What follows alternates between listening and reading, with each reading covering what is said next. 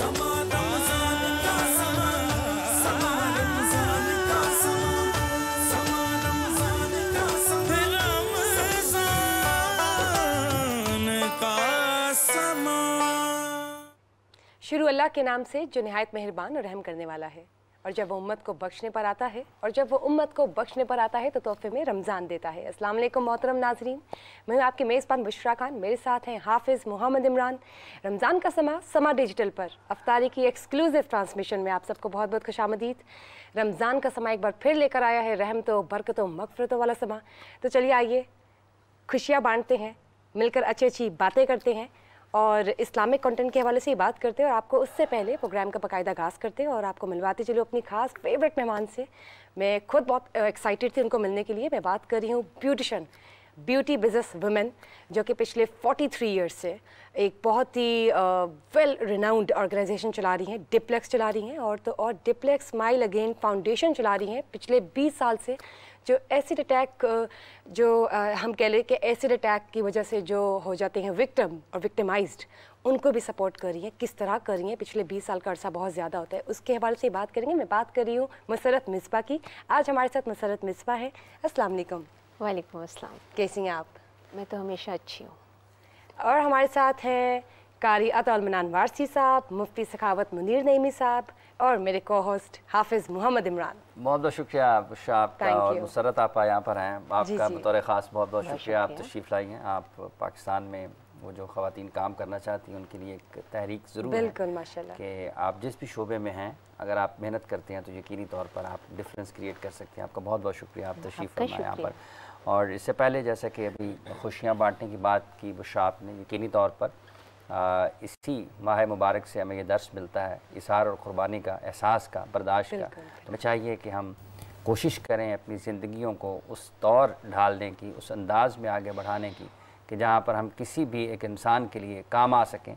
हमें रुकावटों को ख़त्म करना है, हमें जो तकालीफ़ हैं उनको कम करने के लिए काम करना है। आपने फ़ैसला ख़ुद करना होता है बुशरा कि क्या वाकई आपके पास हाथ हैं, आप उनके ज़रिए लोगों की खिदमत करना चाहते हैं या आप उनके ज़रिए लोगों को तकलीफ़ पहुंचाना चाहते हैं। आपके पास दिमाग है, आप उस दिमाग से फूल उगाना चाहते हैं या लोगों के रास्तों में कांटे फैलाना चाहते हैं। ये आपके बस में है। तो ताकत आपके पास है, अल्लाह ने इख्तियार दिया हुआ है कि आप किस तरीके से इसका इस्तेमाल करते हैं। बहरहाल आगे बढ़ेंगे, मज़ीद बातें करेंगे इस पर भी, लेकिन पेशतर इसके कि हम कोई और गुफ्तगू करें। कारी अताउल मन्नान वारसी साहब यहाँ पर मौजूद है। कारी साहब, आपसे गुजारिश है कि तिलावत कुरान पाक से बाकायदा आगाज़ फरमाएँ। अऊज़ु बिल्लाहि मिनश शैतानिर रजीम, बिस्मिल्लाहिर रहमानिर रहीम।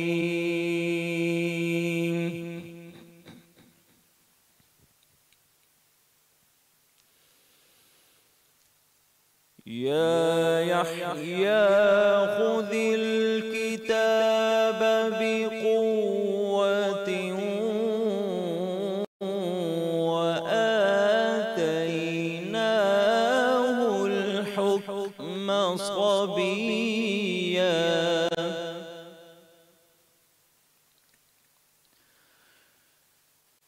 व हनानन मिन लदुन्ना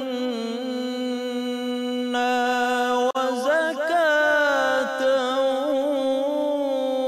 व कान तक़िय्यन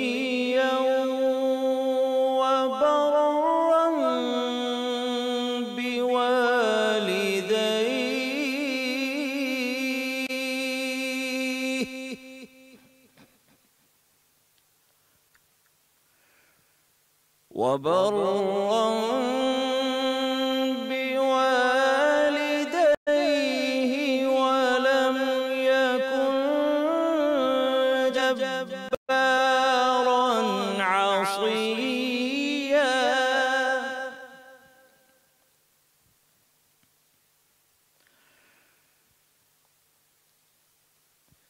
या यहया खुदिल किताब बिक़ुव्वतिन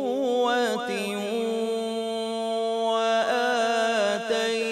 आतैनाहुल हुक्म सबिय्या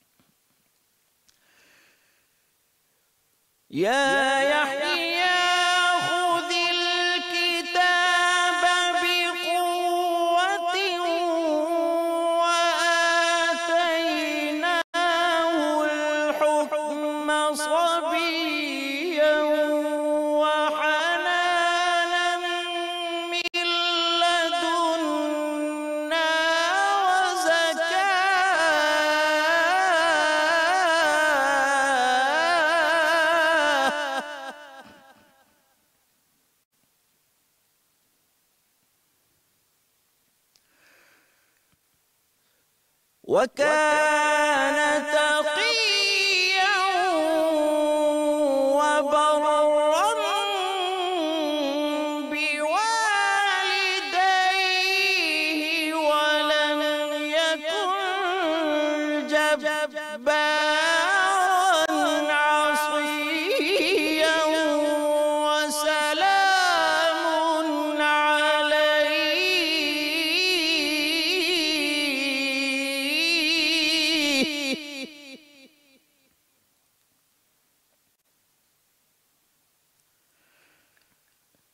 وسلام عليه يوم ولد ويوم يموت ويوم يبعث حيا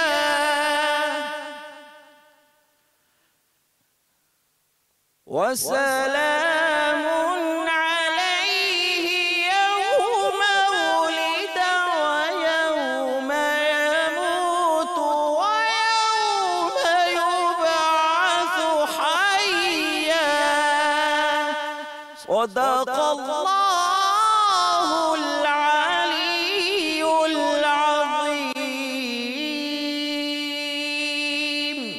वसदक़ रसूलुहुन नबियुल करीम व नहनु अला ज़ालिका मिनश शाहिदीन। जज़ाकल्लाह खैरा जनाब कारी अताउल मन्नान वारसी साहब। अल्लाह ताला आपको हिम्मत दे, ताकत दे, मज़ीद अल्लाह ताला आपको है इससे भी ज़्यादा उम्दा और अहसन तरीके से कुरान करीम की तिलावत करते रहने की तौफ़ीक़ अता फ़रमाए, इस्तिक़ामत अता फ़रमाए।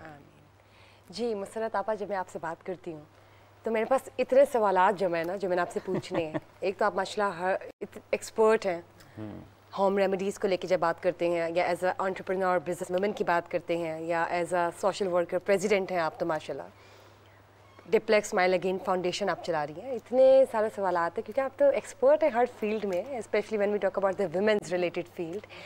डिप्लेक्स बनाने का ये जो था आपका आइडिया क्रिएशन, ये पिछले 40 साल पीछे अगर हम चले जाते हैं तो ये कैसे आपने स्टार्ट किया? ऐसे स्टार्ट किया कि मैं एक सिंगल मदर थी और मुझे मेरे वालिदैन ने ऑप्शन दी कि आप अपनी पढ़ाई कंटिन्यू करना चाहेंगी या कुछ और सोचा है। तो मैंने कहा नहीं जी, मैंने तो अपने पाँव पे खड़ा होना है और मैंने काम करना है। तो उस वक्त मुझे याद है कि मेरे वालिद साहब जो थे उन्होंने हम सब बहनों को बुलाया और कहा कि आइंदा से मेरी किसी बच्ची की शादी जो है उस वक्त तक नहीं होगी जब तक उसकी तालीम मुकम्मल नहीं हो जाएगी। वो उनका विज़न था और अल्हम्दुलिल्लाह बाकी सारी बच्चियां तो काफ़ी पढ़ लिख गई और मैंने अपने इंटर और ग्रेजुएशन वगैरह जो थी वो अपने काम के वक्त जो है वो जारी रखी। लेकिन क्योंकि मुझे डॉक्टर बनने का शौक़ था तो मैं मुझे था मेरे नाम के साथ लगे ना MBBS। जी जी। तो फिर मैंने उसके आगे लगा दिया MBBS KKRG। पूछे वो क्या होता है? बताइए बताइए। करते करते रह गई। Good one good one. So बस फिर वो सिलसिला शुरू हुआ और वो मैंने कराची से स्टार्ट किया। इस वक्त पूरे पाकिस्तान में हमारी 80 के करीब जो है वो फ्रेंचाइजेज़ हैं माशाल्लाह, जो कि तमाम शहरों में हैं और आप सोचें कि उसमें 30-40 बच्चियां तो काम करती ही होंगी, तो 30-40 बच्चियां एम्पावर्ड हो गई हैं, अपना काम कर रही हैं एक आउटलेट के ऊपर। जी।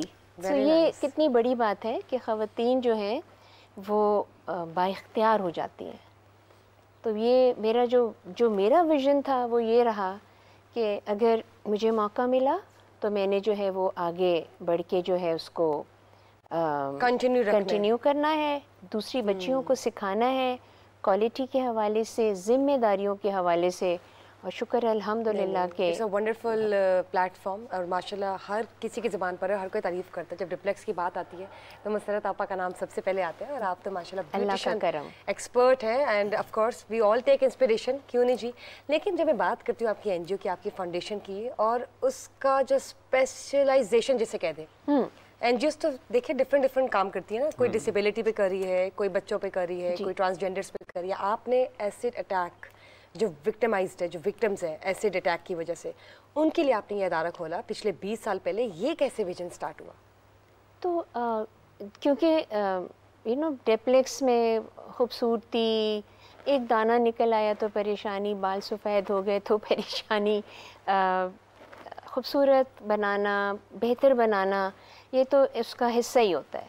लेकिन 20 साल पहले मेरे पास एक ऐसी बच्ची आई जिसका चेहरा नहीं था, उसकी एक आँख नहीं थी, उसकी नाक नहीं थी, उसकी गर्दन और उसकी जो चिन थी वो कॉन्ट्रैक्चर्ड थी। और उसने मुझे आके चैलेंज करके कहती, आप जो इतनी बड़ी ब्यूटिशियन बनी फिरती हैं, मुझे ठीक करें अपने मेकअप से। मेरी रूह कांप गई और मैंने उसको बिठाला और मैंने फिर अपने हवासों को काबू में किया और फिर अगले दिन से मैंने उसकी ट्रीटमेंट का जो था वो काम शुरू किया। लेकिन उस दिन, उस शाम को, बल्कि दिन तो नहीं शाम थी, वो मैं घर ही जा रही थी, मैंने गिड़गिड़ा के अपने अल्लाह से माफ़ी मांगी कि अल्लाह ताला ये तकलीफ़, ये परेशानी हमारे माशरे में मौजूद थी और क्यों नहीं मुझे नज़र आया। और अब आपने अगर मुझे ये मौका दिया है तो मैं उसका शुक्र अदा करती हूँ। और मैं आज ये समझती हूँ कि हम में से कोई भी शख्स इस काबिल ही नहीं है उसको जितना कुछ अल्लाह ताला ने दे दिया हमें, और हम उसका शुक्र सही से अदा नहीं करते हैं। अगर हमारी ज़ुबानें लकड़ी की तरह खुश्क भी हो जाएं तभी भी वो शुक्राना कम है। बिल्कुल सही बात आपने की, बिल्कुल इस तरह से ये सिलसिला शुरू हुआ और आज 20 साल गुज़रते हुए मेरे पास इस वक्त 856 के करीब विक्टिम्स मौजूद हैं, जिसमें बच्चियां हैं, जिसमें ख़वातीन हैं, इसमें बहुत पहले जलाई गई भी ख़वातीन भी हैं जो कि इलाज अपना नहीं करा सकती थीं। कुछ लड़के भी हैं, कुछ मर्द हजरात भी हैं जिनके ऊपर तेज़ाब फेंका गया या वो एक्सीडेंटल तरीके से उनके ऊपर ये हादसा हुआ। तो बस इस तरह से ये सिलसिला जो था वो शुरू हुआ। फिर 10-15 दिन के बाद मैंने सोचा कि मैं अखबार में मैंने ऐड दिया कि अगर आप तेज़ाब से या मिट्टी के तेल से जली हुई तो फ़लाँ तारीख को आप जेप्लेक्स में आ जाइएगा। तो मैंने दिल में ये सोचा कि मुझे जब अल्लाह ताला ने ये मौका दिया है तो मैं जहाँ एक बच्ची का इलाज करा रही हूँ, मैं 2-3 और बच्चियों का करा दूँगी। लो जी, अल्लाह मियाँ ने तो मेरा इम्तहान ही ले डाला। उन्होंने 42 लड़कियों को भेजा उस दिन, 42 बच्चे, बच्चियाँ, ख़वातीन वो सब मौजूद थे। और मैंने कहा, अल्लाह मियाँ जी, मेरे बस की बात नहीं है, लेकिन अल्लाह ताला आपको देता ही उतना है जितना आप सहार सकते हैं। बिल्कुल बिल्कुल। तो बस वो सिलसिला जो शुरू हुआ तो आज तक जारी। और ये अर्ली 2000s की बात है कि लेट 1990s की? नो, आई स्टार्टेड इन 2003 की बात है। माशाल्लाह, और अब 23 तक माशाल्लाह काम चल रहा है। अल्लाह आपको तौफीक दे, आप वसीला बनी उनकी शुक्र जो अल्हम्दुलिल्लाह। विक्टिम है एसिड अटैक्स के, और उनका सहारा बनी, उनको आपने मोटिवेशन दी और जीने का एक नई, जैसे कहते हैं ना, किरण, उम्मीद, कोशिश यू हैव करती बीन द हूँ। Source of it by the grace of Allah. शुक्र अल्हम्दुलिल्लाह। अच्छा जी, हमारे साथ मुफ्ती सखावत मुनीर नईमी साहब भी हैं। मुफ्ती साहब, आप कल एक गुफ्तगू हो रही थी, जिस तरह आप उस हवाले से कुछ कहना चाह रहे हैं? जी बिल्कुल। बिस्मिल्लाहिर्रहमानिर्रहीम। कुरान की आयत या अय्युहल्लज़ीना आमनू इत्तक़ुल्लाह वब्तगू इलैहिल वसीलता वजाहिदू फ़ी सबीलिही लअल्लकुम तुफ़्लिहून। जी, कल 2-3 बातें ऐसी हुई थी कि जिसके अंदर मेरा ख़्याल है कि नाज़रीन व सामीन हमारे जो हैं उनको कोई सही मानों में आगाही नहीं मिली। तो इस वजह से मैं अपना जो एक नज़रिया है, बल्कि मैं अपना नज़रिया क्या जो कुरान और सुन्नत से मसाइल हैं वो पेश करना चाहूँगा, और मेरी रिक्वेस्ट होगी कि मैं इसको जब तक मुकम्मल ना करूँ तो आपकी नवाजिश होगी मेरी बात को कंप्लीट हो जी प्लीज़ फरमाइए। एक वक्त था कि जब आज से कुछ अगर आप 50-60 साल पीछे चले जाएं तो एक वक्त था कि जब लोग कुरान के हवाले से बात करते हुए और उसके अंदर कोई भी अपनी राय कायम करने से पहले बहुत ज़्यादा डरते थे। कहते थे ये एक ऐसा समंदर है कि इसके अंदर वही गोता लगाए कि जो इसके रमूज़ औकाफ को जानने वाला है, कि ज़ाहिर है कि ये तलवार के ऊपर चलने वाली बात है। अगर कोई थोड़ी सी ऊंच नीच हो गई तो ईमान के ज़ाया होने तक बात चली जाती है। लेकिन आहिस्ता आहिस्ता फिर इस हाल में आज हम गुज़र रहे हैं कि हर बंदे का दिल करता है मुफस्सिर कुरान बनने का भी, और हर बंदे का दिल होता है कि मैं कुरान का तर्जुमा करूं, और इसी से इब्तिदा करता है। हालांकि ये मैं एक उसूल अर्ज़ कर दूं कि कुरान का तर्जुमा करने से पहले या कुरान मजीद फुरकान हमीद के हवाले से आयात में बातचीत करने से पहले इतने ज़्यादा उलूम हैं कि जिन पर मुहारत हो तो जाके फिर कुरान का तर्जुमा आप या मफ़हूम या मानी उस तक पहुँच सकते हैं। तो जब तक ये मुआविन उलूम जो हैं ना हो तब तक सही मानों में कुरान तक रसाई और सही मानी तक जो है रसाई मुमकिन नहीं है। उसकी कई मिसालें मौजूद हैं। तो बहरहाल चूँकि बात कल हुई थी एक शिरक के हवाले से, तो शिरक की तारीफ़ की गई, फिर वसीला के हवाले से बात की गई, तो मैं उन दो चीज़ों को स्पेशली हाईलाइट करूँगा। ये बात याद रखें, जिस तरह मैंने बतौर तमहीद बातें अर्ज़ की हैं ना कि इल्म बलागत ये भी एक कुरान के मानी को समझने के लिए मुआविन साबित होता है। अब मैं एक मिसाल के साथ आपको समझाता हूँ। एक बंदा अगर उसके सामने आग जल रही है, वो आग के सामने ऐसे हाथ करके बैठा हुआ है, तो उससे पूछा जाएगा कि भाई तुम आग को क्या समझ रहे हो। अगर तो वो कहता है कि माज़ल्ला मैं मजूसी हूँ, तो फिर हम कहेंगे कि वो आग की इबादत कर रहा है। और अगर मुसलमान है तो उससे पूछने की भी ज़रूरत नहीं है, क्योंकि उसके अकीदे के अंदर ये बात शामिल है कि आग से सिर्फ हरारत हासिल की जाती है, आग की पूजा नहीं की जाती। ये मुसलमान के अकीदे के अंदर शामिल है। अब आते हैं उस बात की तरफ कि शिरक क्या होता है। हमारे यहाँ बहुत सारे ऐसे अफराद के जिन्होंने, मैं समझता हूँ कि सही मानों में आगाही ना होने की बिना पर शिरक की ऐसी तारीफ कर डाली। आप समझते हैं कि वो कल जो गुफ्तगू हुई है उसमें शिरक का पहलू असल में मौसूफ ने जो ये बयान किया था ना कि किसी के साथ आप ऐसा मामला करते हैं तो भी शिरक हो जाएगा, ये करते हैं तो भी शिरक हो जाएगा, तो मैं इसलिए शिरक की तारीफ और शिरक का जो मतलब है ना वो समझाना चाहता हूँ कि शिरक होता है अल्लाह ताला की ज़ात और उसकी सिफ़ात के अंदर किसी को उसके बराबर जानना। एक मुसलमान का ये अकीदा होता है कि अल्लाह ताला के सिवा कोई इबादत के लायक नहीं है। अल्लाह ताला की ज़ात वाजिबुल वजूद है, अल्लाह ताला की ज़ात हमेशा से हमेशा तक, अज़ल से अबद तक है। अल आन कमा कान है, जैसे है वैसी थी वैसी ही वो ज़ात हमेशा रहेगी। अब ये बात जब किसी मुसलमान के दिल में बैठ जाती है तो अल्लाह ताला के सिवा वो किसी को मुस्तहिक के इबादत नहीं जानता। अगर वो किसी की ताज़ीम भी करता है, अगर वो किसी के सामने बिल फ़र्ज उसे झुकना भी पड़ जाए, तो वो इस माना में नहीं झुकता कि जिस तरह अल्लाह ताला के सामने झुका जाता है। एक बंदा जब नमाज पढ़ता है तो वो अल्लाह ताला के लिए नमाज पढ़ता है कि मैं अल्लाह ताला के सामने झुक रहा हूँ, बतौर इबादत अल्लाह के सामने झुकता है। और बिल फ़र्ज कोई बंदा अगर किसी से सलाम लेते हुए झुक जाता है या अपना काम करवाने के लिए, जैसा कि कल आपने फरमाया फिर ताज़ीम के लिए, तो लोग तो मतलब ये बड़ी तकलीफ जैसी सूरत हाल है, कहते हैं हमने ताज़ीमी सजदा किया। नहीं, सजदे की बात बाद में करते हैं। ताज़ीमी सजदा भी अगर अल्लाह ना करे कोई ऐसा करे, मैं ये अल्लाह ताला से 1000 मरतबा बल्कि अनगिनत माफ़ी मांग के ये बात अर्ज़ करता हूँ, अगर बिल फ़र्ज अल्लाह ना करे किसी ने कोई किसी को ताज़ीमी सजदा भी किया, तो आपने खुद लफ्ज़ यहाँ पर क्या जिक्र किया, ताज़ीमी सजदा, इबादत का सजदा नहीं, ताज़ीमी सजदा। ताज़ीमी सजदा गुनाह कबीरा है, कुफ्र नहीं है, ये बात याद रखें। क्योंकि जब तक किसी चीज़ के बारे में वाज़े तौर मुफ्ती पर। साहब यहाँ से जब ये शुरू हो जाएगा तो फिर तो उससे बहुत कबाहतें मैं भी आगे ये नहीं जन्म कह लेंगी। रहा हाफिज साहब, मैं ये नहीं कह रहा कि सजदा करे, मैं कह रहा हूं कि अल्लाह ना करे किसी ने कर दिया तो हम उस पे हुक्म शरा क्या लगाएंगे कि उसने गुनाह कबीरा किया। अच्छा, बात हो रही थी कि अल्लाह ताला की ज़ात वाजिबुल वजूद है। अगर किसी से किसी ने मदद मांगी, इय्याका नाबुदु व इय्याका नस्तईन जब हम पढ़ते हैं तो हम कहते हैं मौलाए करीम हम तेरी ही इबादत करते हैं और तुझ ही से मदद मांगते हैं। उधर से हमने ये बात अल्लाह ताला की बारगाह में अर्ज़ की और बाहर आके हमने किसी से पानी मांग लिया, हमने किसी से, जैसा कि कल आपने एक मिसाल भी दी कि हमारा काम नहीं हो रहा, हम किसी दफ्तर में चले गए, उनसे जाके कहा जनाब मेरी मदद कीजिए, यहाँ पर साइन कर दें। मिसाल के तौर पे मुझे एप्लीकेशन लिखना नहीं आती, हमने किसी से कहा मेरी मदद कीजिए, एप्लीकेशन लिख दीजिए।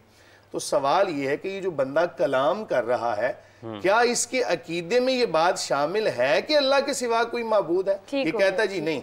अब जब इसने ये क्लियर कर दिया कि अल्लाह के सिवा कोई माबूद नहीं, तो ये जो उससे मदद मांग रहा है या उससे जो हेल्प ले रहा है, ये हेल्प मजाजी तौर पर होगी, हकीकी तौर पर नहीं।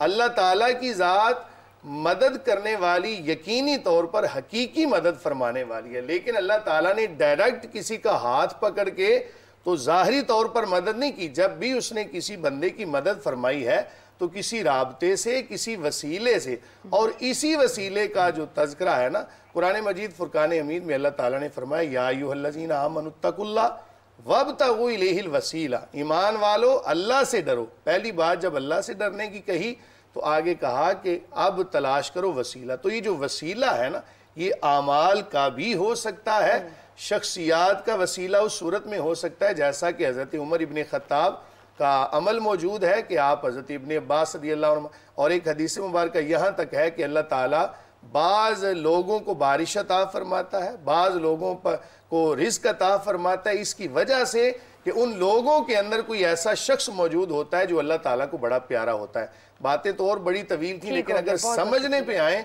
तो इसी के अंदर बहुत सारी वजाहत मौजूद है, ना समझे तो फिर चाहे बड़ी। ठीक है, ये कॉलर हमारे साथ है, बहुत बहुत शुक्रिया जी। अस्सलाम वालेकुम जी।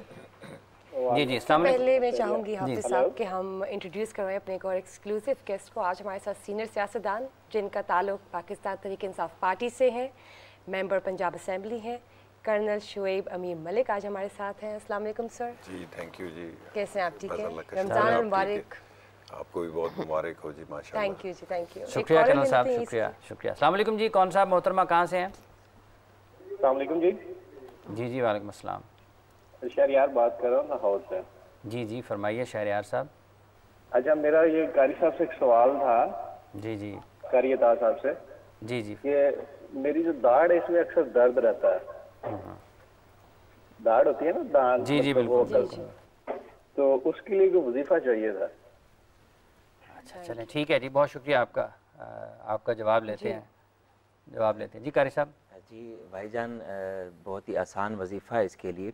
अक्सर लोगों की दाढ़ में दर्द रहता है, तो उसके लिए एक तो सबसे पहले तरीक़ाकार उसका ये होता है, जो सुन्नत तरीक़ा है कि किसी डॉक्टर को चेक करवाएं, ठीक है। अगर कीड़ा वगैरह लगा हुआ है या कोई और मसला है तो उसका इलाज भी शुरू करवाएं, ठीक है। उस इलाज के साथ साथ अगर आराम नहीं आ रहा तो फिर दर्द का एक और इलाज जो वजीफ़े के तौर पे हम करते हैं, उससे अफाका भी होता है और फ़ायदा भी होता है। ख़ुद मेरी दाढ़ में भी दर्द था तो मैंने वही वजीफ़ा किया, तो अल्हम्दुलिल्लाह उसके बाद से कभी दर्द नहीं हुआ।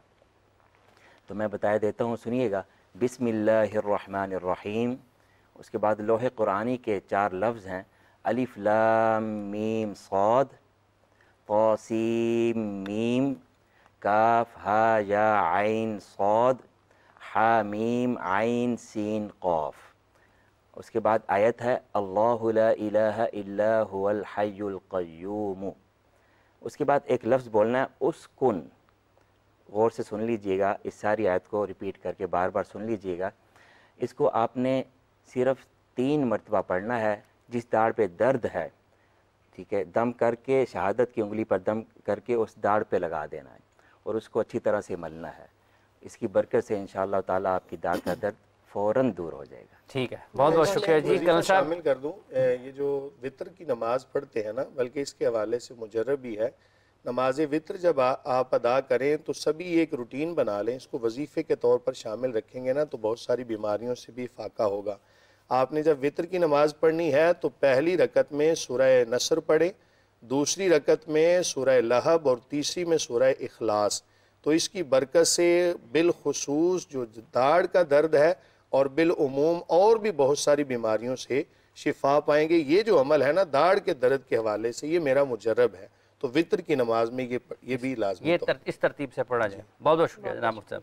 जी कल साहब कैसे हैं आप? ठीक हैं? खान खैरियत साहब, से? सबसे काम पहले ठीक तो चले? मैं शुक्रिया अदा बहुत करता शुक्रिया। हूँ, आपने बुलाया मुझे अपने प्रोग्राम में और खुशी की बात है जी ये कि आप अच्छा सिलसिला लेके चल रहे हैं और लोगों को अवेयरनेस दे रहे हैं। फिर जिस तरह कॉलर्स का है कि उनके मसाइल भी सुनते हैं और उनका हल भी बताते हैं। तो बाजी भी बैठी हुई हैं, इन्होंने भी माशाल्लाह काफ़ी एक सोशल वर्क किया हुआ है और लोगों की खिदमत की है। मैं सुन रहा था इनको पहले भी, तो इट्स अ ग्रेट अचीवमेंट और चीज़ें इसी तरह साथ चलती रहती हैं क्योंकि पॉलिटिशियंस और सोशल वर्कर का आपस में जो है काफ़ी कनेक्शन रहता है बेशक, और दोनों ही एक अच्छाई के लिए लोगों के लिए चल रहे होते हैं। एज अ सोशल वर्क ही होता है वो भी। तो इन दिनों फिर क्या मसरूफियात हैं कल साहब? ये आवाम के मसाइल हल होंगे या सियासतदान अपने मसाइल ही हल करते रहेंगे? बिल्कुल। अभी तो मेरा ख्याल है सियासतदानों के अपने मसाइल भी हल होने नहीं लगे। अच्छा, हल होने नहीं लगे। जिस तरह के वाक़यात चल रहे हैं, जिस तरह का माहौल बना हुआ है, तो आजकल वैसे ही सेशन चल रहा है, बजट सेशन चल रहा है पंजाब असेंबली का, फिर आगे सेनेट का इलेक्शन आ जाना है, तो वही चल रहा है। अभी भी मैं असेंबली से ही वापस आ रहा था तो आपकी कॉल आई तो मैं उसके लिए आ गया। तो इस तरह है। बहरहाल ये पॉलिटिशियंस के लिए एक लर्निंग प्रोसेस चल रहा है, काफ़ी अरसे से चल रहा है। कभी वो रुक जाता है, कभी शुरू हो जाता है दोबारा। तो उसी में देखें इंशाल्लाह एक दिन आएगा कि हमारे पॉलिटिशियन लर्न कर जाएंगे कि क्या किस चीज़ की आपके ख्याल में सीखने की ज़रूरत है? कहाँ पर रुकावट कहाँ पर आती है? किस जगह पर आकर एक बैरियर सा आ जाता है फिर ऊपर नहीं जा पाते? बैरियर आ जाता है उस सिलसिले में कि जिधर जाके सियासतदान अपने लिए और कुर्सी के लिए सोचना शुरू कर देता है। बिल्कुल उसे अपनी सीट सेल्फ वो जब शुरू हो जाता है कि मैंने इस मुल्क का वज़ीर आज़म कैसे बनना है, मैंने इस मुल्क का वज़ीर आला कैसे बनना है, मैंने इस मुल्क का कौमी असम्बली का मेंबर या मिनिस्टर कैसे बनना है, मैंने इस मुल्क का MPA कैसे बनना है, या मैंने फॉर दैट मैटर छोटे लेवल पे सियासतदान है, मैंने इस यूनियन काउंसिल या म्यूनसिपल कमेटी का चेयरमैन कैसे बनना है। ये जब हम सोचना छोड़ देंगे ना और हम एक नज़रिए की सियासत करना शुरू कर देंगे और उसमें अवाम लोगों की सियासत करना शुरू कर देंगे, तो मेरा नहीं ख्याल कि फिर पॉलिटिशियंस के लिए कोई रुकावट रास्ते में आया करेगी। आपके ख्याल में ये आ जाती हैं ज़ाती मफादात जो हैं वो हावी होते हैं कौमी मफाद पर, तो वहाँ से मसाइल पैदा होने शुरू होते हैं? एग्जैक्टली इसको निज़ाम के साथ नहीं जोड़ा जा सकता। ये तो आपकी मतलब है कि सोच है, सियासी सोच है कि आपने मतलब इख्तियार और इक़्तिदार तक पर कैसे रहना है।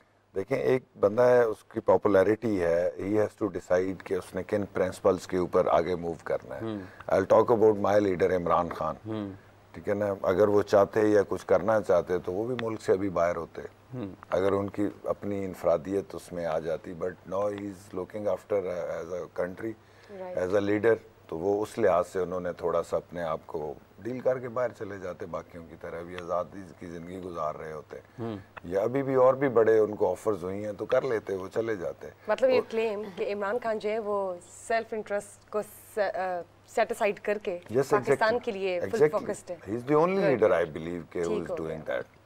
रेस्ट यू सी वो गवर्नमेंट में आ गए हैं, सेल्फ इंटरेस्ट को उन्होंने प्रायोरिटी दी है और ना देखा है कि मैंडेट किसको मिला है। रात को 3 बजे भी ऑफर की गई है कि ले लें आप सीट, तो ले लिया उन्होंने। ठीक हो गया। इसके साथ साथ हम अपने व्यूअर्स को बताते चले हाफिज साहब के सीट बेल्ट्स जो है वो बांधे रखें और just stay and gear up yourself, क्योंकि कुछ ही देर में आपको आपके साहिल अदीम साहब जो हैं वो ज्वाइन करेंगे और फिर आप लाइव कॉल्स करें, जो आपके क्वेश्चंस हैं वो आप लाइव पूछें और जाहिर है आपको वो लाइव जवाब देते हैं जनाब। आप लोग उनके फेवरेट हैं, तो साहिल अदीम जो है वो तो आप लोग को लाइव ही देते हैं जवाब। और मेरे ख्याल से आज तो साहिल अदीम साहब जो है वो स्टूडियो में आएंगे इंशाल्लाह। तो चलिए आइए मुलाकात करते हैं नवाइल। अभी थोड़ी देर में ज्वाइन करेंगे जी इंशाल्लाह। अच्छा इंशाल्लाह। आपा ये जब आपने शुरू किया होगा काम और जब आप 40 साल पीछे चले जाते हैं तो इसमें उस वक्त तो कोई इतना ज़्यादा रोशन ख्याल नहीं था मुआशरा, कुछ तंगियाँ ज़रूर थी। अब तो मतलब ख़ासे हालात बदल चुके हैं, तो आपको मुश्किलात भी का सामना भी करना पड़ा? आई थिंक हर अच्छे काम पे आपको थोड़ी बहुत मुश्किलात जो होती हैं, मेन जो चीज़ होती है सोचने समझने की कि आपकी नीयत कैसी है, आप जो काम कर रहे हैं क्या आप उसके काबिल हैं। अगर काबिल नहीं है तो क्या आपने तालीम हासिल की है। अगर आप तालीम हासिल नहीं कर पाए, जैसे ये हुनर है जो मेरा काम है, तो क्या आपने उस हुनर में क्वालिफ़िकेशन ली है। जब आप इन तमाम चीज़ों को अपने नज़र में रखेंगे तो आप बेहतर करेंगे। जब आप बेहतर नहीं कर पाएंगे क्योंकि आप क्वालिफाइड नहीं हैं, आप एजुकेटेड नहीं हैं, आपके अंदर वो बिज़नेस एक्यूमेंट नहीं है, तो आपकी शायद, वैसे तो अल्लाह ताला की मर्ज़ी है वो जिसको जहाँ पे पहुँचा दे, लेकिन आप जो है वो आगे बढ़ने में आपको बहुत मुश्किलात आती हैं। ख़वातीन के काम के हवाले से मेरा कहना ये है और मानना भी ये है और मैंने देखा भी है कि उनको ज़्यादा मुश्किलात का सामना होता है, क्योंकि अनफॉर्चुनेटली हमारी जो सोसाइटी है उसमें ख़वातीन के हवाले से पैट्रियार्कल है, मर्दों की अना का मामलात भी होते हैं और कहीं पे ख़वातीन की कम अकली और कम आगही और कम मतलब तालीम का फुकदान, ये सब चीज़ें भी होती हैं। सो अगर ख़वातीन जो है वो अपने फ़राइज़ असलूबी के साथ ऐसे तरीके से निभाएं तो वो हुकूक की बात करते हुए भी अच्छी लगती हैं। वो फिर कह सकती हैं कि भाई मैंने तो अपने काम पूरे कर लिए हैं, ठीक है। सो अब मेरी फील्ड के अंदर तो ख़वातीन ही ख़वातीन है, उसमें ऐसी कोई कहानी नहीं होती। लेकिन ये ज़रूर है कि सजना, संवरना, बनना, ये तमाम चीज़ें जो हैं वो इनकलकेटेड होती हैं ख़वातीन के अंदर, तो वो उसको बेहतर करने चाहती हैं। अब ओवर करना शुरू कर दें तो अच्छा नहीं लगेगा। एक्सेस ऑफ एवरीथिंग इज जी, मतलब बैलेंस रखना चाहिए ज़िंदगी के अंदर। सो मैं समझती हूँ कि आप अगर जब मेरी फील्ड को देखते हैं तो उसमें अगर अब आगाही आ गई है, ठीक है, और गली कूचों में, मोहल्लों में, हर कोने नुक्कड़ में एक सैलून खुला हुआ है, अच्छी बात भी है और गलत बात भी है। अच्छी बात यह है कि अवेयरनेस आ गई है, ठीक है। अब बच्चियां जो हैं वो अपने आप को अच्छा रखना चाहती हैं, सेहत के हवाले से भी, ठीक है, हाइजीन के हवाले से भी, वो इम्पॉर्टेंट चीज़ है।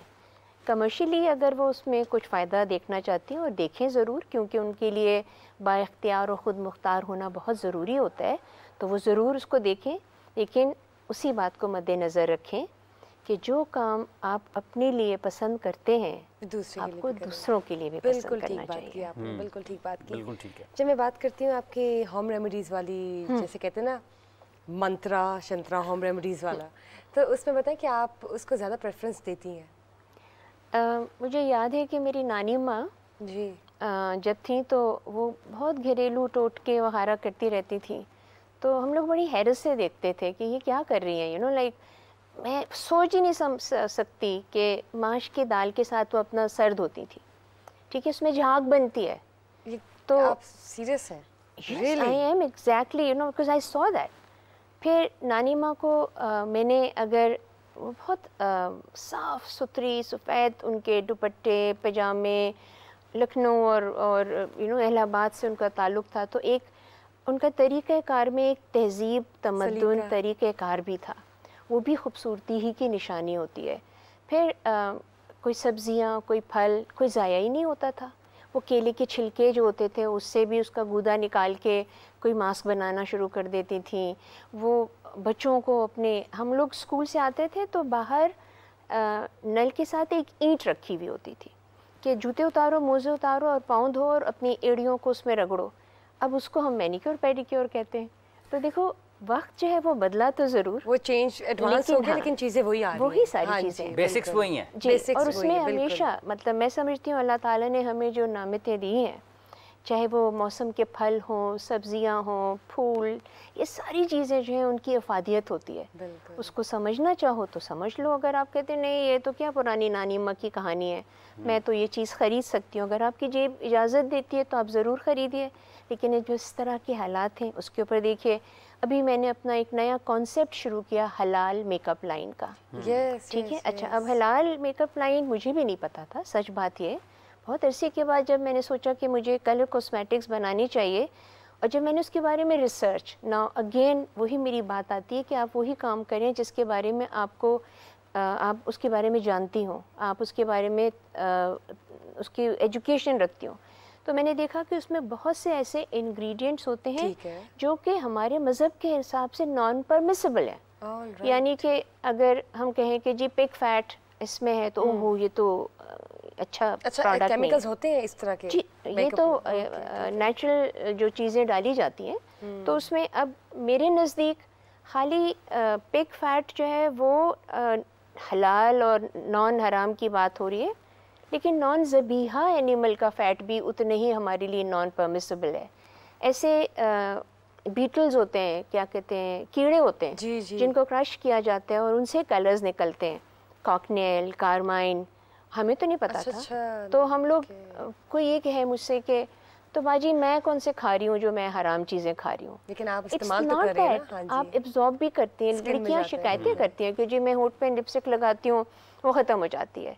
वो कोई खाती नहीं है लिपस्टिक को, लेकिन ज़ुबान फेरी जाती है। सो ग्लास एक साफ़ पानी से शफाफ भरा हुआ हो, उसमें एक कतरा भी गंदा आता है तो वो पूरा आपका दिल ग्लास नहीं गंदा करता। हो हाँ जाता जी, है। बिल्कुल, सो हलाल प्रोडक्ट्स पूरा Are एक halal शरिया products, कंप्लायंट प्रोसेस है कि इंग्रेडिएंट्स क्या हैं, कौन बना रहा है, कहाँ रखा जा रहा है, कहाँ ट्रांसपोर्ट हो रहा है, और फिर एक पूरे इदारा है हमारे पाकिस्तान में भी है जो कि शरिया कंप्लाइंट प्रोडक्ट्स को सर्टिफाइड करता है कि ये हलाल है या परमिसिबल नहीं है, और मुल्क से बाहर भी है। मैं टर्की से बनवाती हूँ और मेरे प्रोडक्ट्स जो हैं वहाँ से ही सर्टिफाइड होकर आते हैं। और ये आपने बहुत अच्छा सोचा, वैसे बहुत अच्छा इनिशिएटिव है। मेरे ख्याल से it's you have rare beauty products जो कि हलाल सर्टिफाइड और पाकिस्तान में बिल्कुल इस्तेमाल कहीं हो रहे हैं। ये भी वैसे ये change है, rare है। अवेयरनेस भी है और ये हाँ लोगों को जी। बताने वाली भी बात है। कल साहब ये जब हम ओपोजिशन की बात करते हैं, अवामी नुमाइंदे अवाम के वोट से मुंतखब होकर आए हैं,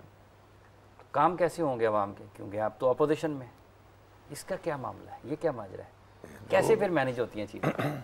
जो तो क्योंकि आपका वोटर जो है उसने तो आपके पास ही आना है। बिल्कुल एग्जैक्टली आपने सही बात की है और बड़ा पॉइंट उठाया है कि जो एक अच्छी मुआशरे होते हैं, अच्छी कौमें होती हैं, उधर अपोजिशन और गवर्नमेंट का कॉन्सेप्ट नहीं होता।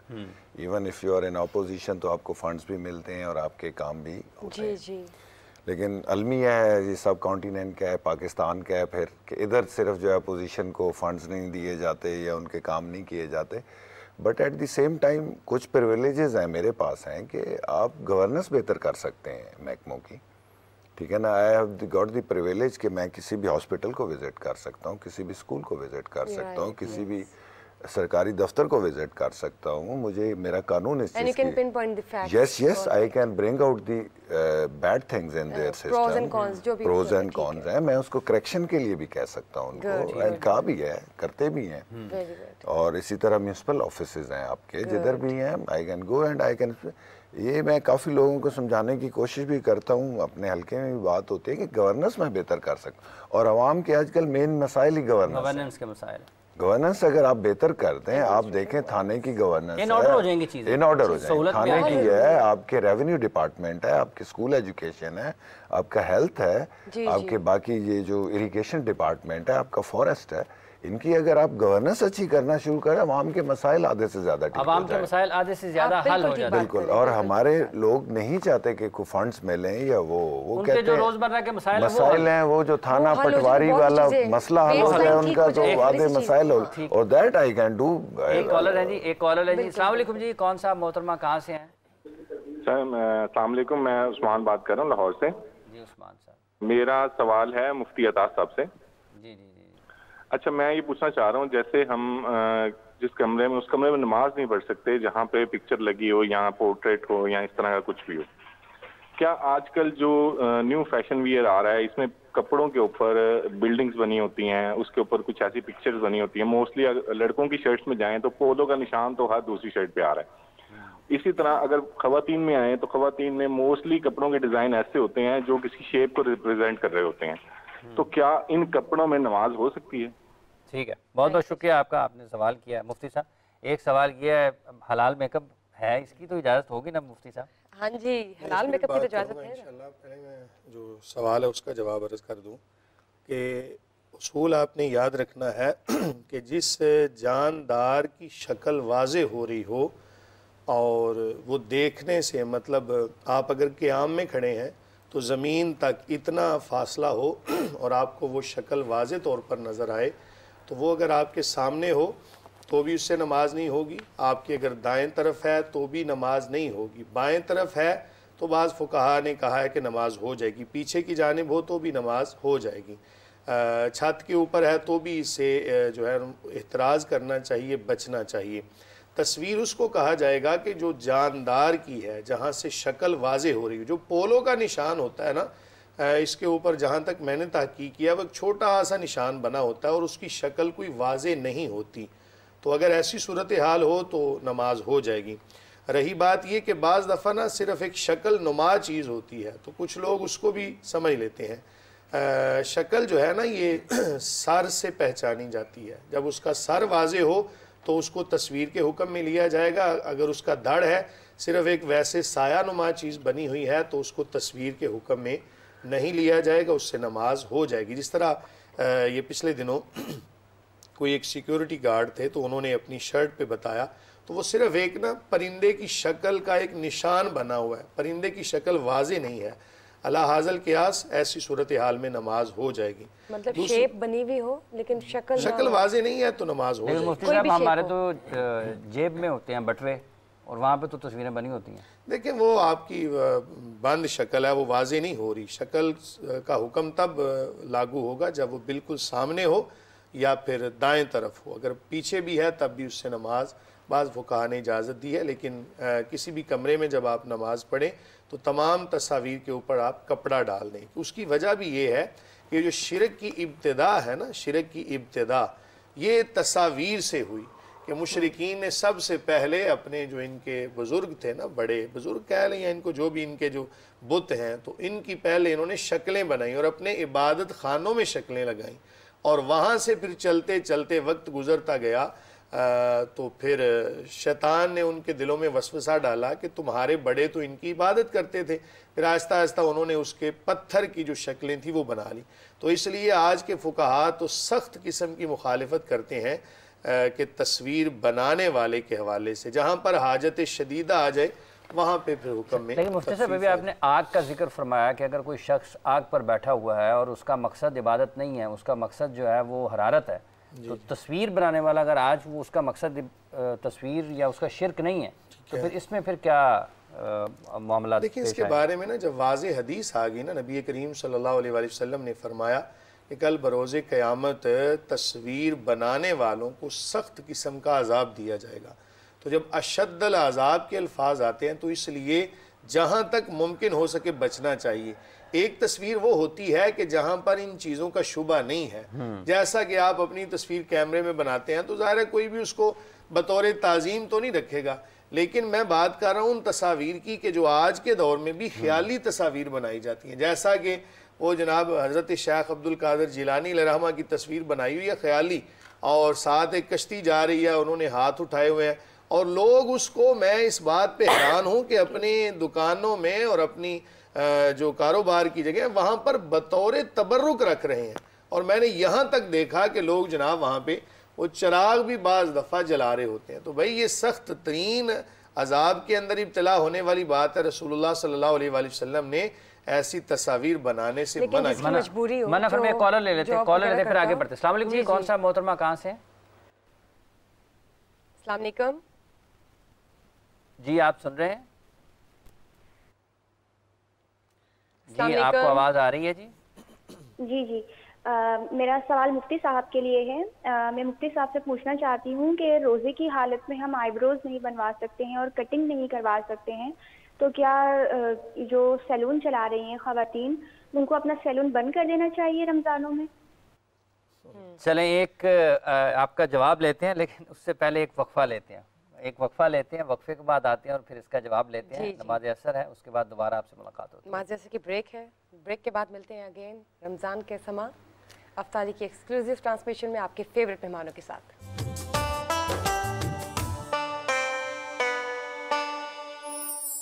जी नाज़रीन, तो मैं मौका फेस 6 किचन में मौजूद हूँ और शेफ तारिक की हेल्प से हम लोग आज ब्राउनीज बनाने जा रहे हैं। आप जब भी कैफेज में जाते हैं तो आपका डिजर्ट्स खाने का यकीनन दिल करता होगा, तो मैंने सोचा क्यों ना आपके साथ मौका स्पेशल ब्राउनीज की रेसिपी शेयर की जाए ताकि आप उसको अपने घर में ट्राई करें। तो शेफ साहब जो हैं वो अभी इनके पास एग्स मौजूद हैं और ये इनको ब्लेंड कर रहे हैं, राइट? शेफ साहब कितने एग्स यूज़ किए आपने? 8 एग्स हैं। अच्छी तरह फ्लफी करना है। ठीक है, फ्लफी करना है इसको जी। फिर इसके साथ साथ हमें फाइन शुगर है, तकरीबन 700 ग्राम है हमारे पास। 700 ग्राम्स ऑफ शुगर, और ये सारी आपने शुगर जो है इसको और ज़्यादा ग्राइंड किया होगा। जी, फाइन शुगर है हमारे पास। ठीक है, ठीक है, ये सारी ऐड कर देनी है जी। अभी। जी जी ठीक है, तो ये साथ साथ मैं शुगर ऐड कर रही हूँ।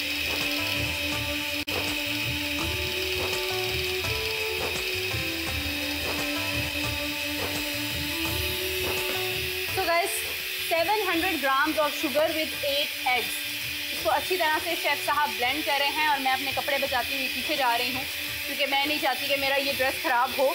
सिलाई प्रेस की तरफ से बहुत ही खूबसूरत ड्रेस है, इसकी बचत करना भी ज़रूरी है। और एक छींट मेरे ऊपर पड़ते पड़ते बची है नाज़रीन। इसके बाद हम ब्राउन शुगर, इसके बाद हम लोग ब्राउन शुगर भी ऐड करें। अच्छा, वाइट शुगर हमने 700 ग्राम्स अलग ऐड की है। ब्राउन शुगर कितने ग्राम्स है? 350 ग्राम्स ये ब्राउन शुगर हमने इसमें ऐड कर दी है। ये ब्राउन शुगर का पाउडर है। ये ब्राउन शुगर का पाउडर है, बिल्कुल ठीक है।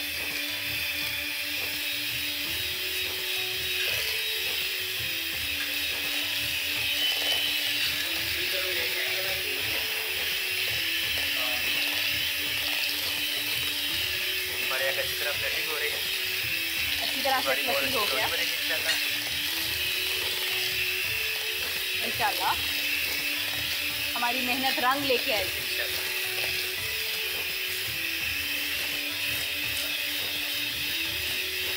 नाज़रीन, माजरत के साथ आपको ये मशीन की आवाज़ का जो शोर है वो सुनाई दे रहा होगा और डिस्टॉर्शन हो रही होगी, लेकिन ये है कि अब ज़रूरी है काम भी। जब आप काम के साथ साथ जब आप बातों के साथ साथ काम करते हैं तो फिर काम की आवाज़ भी आती है और बातें थोड़ी सी डिस्टर्ब होती हैं, मगर बोलना भी ज़रूरी है।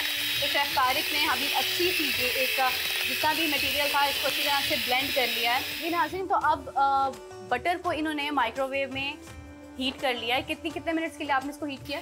2 मिनट के लिए। 2 मिनट के लिए। इसको प्लीज़ निकालिए बाहर। और बटर हम लोग ऐड करने जा रहे हैं। अभी तक हमने इसमें brown sugar powder, white sugar और एग्स ऐड किए थे, और अब हम इसमें ये बटर ऐड करने जा रहे हैं। इट्स अ फुल बॉल, और ये काफ़ी गर्म है, मैं इसको हाथ में लगाना चाह रही हूँ।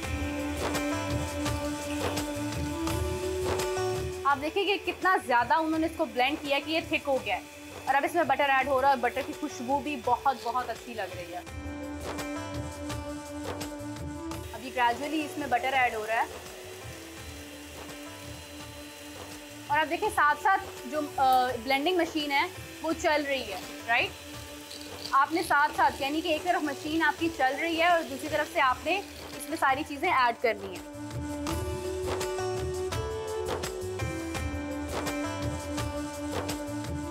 ये हमारे पास 600 मैदा, 600 ग्राम मैदा है और 300 ग्राम कोका पाउडर। ठीक है, 2 कप्स ऑफ कोका पाउडर और 600 ग्राम मैदा हमने इसमें ऐड कर दिया।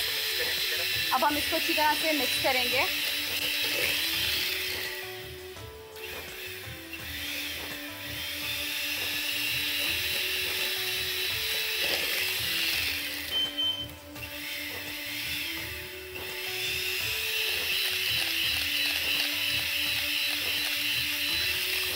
नाज़रीन, तो आप देख सकते हैं कि किस तरह से इसकी मिक्सिंग हो रही है, और गर्मी से हमारा हाल बुरा हो रहा है, लेकिन फिर भी हम कोशिश कर रहे हैं कि हम खुश इखलाकी के साथ अपनी इफ्तारी तैयार करें, जिसके अंदर आज हम बेहतरीन ब्राउनीज़ रेडी कर रहे हैं।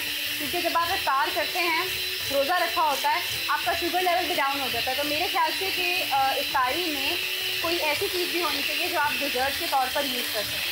ये कोका पाउडर और मैदा अच्छी तरह से मिक्स हो गया और इसका कलर खूबसूरत सा चॉकलेट ब्राउन हो गया है।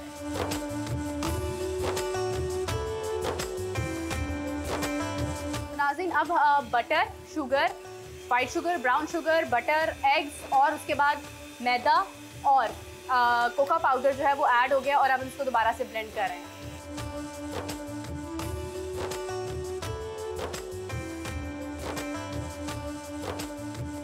जी नाज़रीन, जैसे जैसे इसकी मिक्सिंग हो रही है तो हम इसमें शेफ साहब बताइएगा और क्या क्या ऐड कर सकते हैं।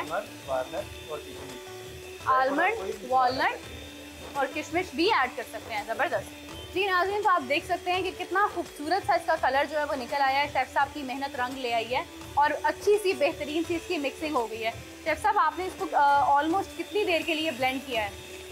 6 से 7 मिनट के लिए। 6 से 7 मिनट का इसका ब्लेंडिंग टाइम है। आपने इसको अच्छी तरह से इसकी मिक्सिंग करनी है ताकि हर चीज़ अच्छी तरह से बन जाए।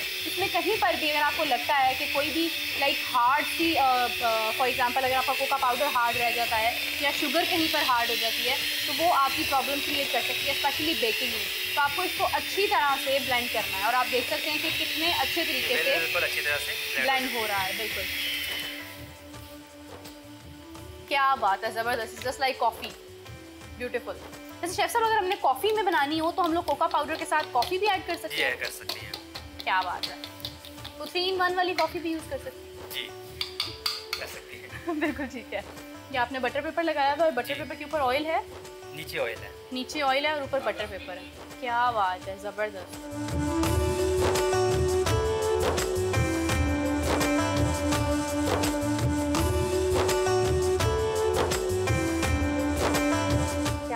Something that is really really beautiful and anti depression. इसके आप चॉकलेट घर पे बनाएं।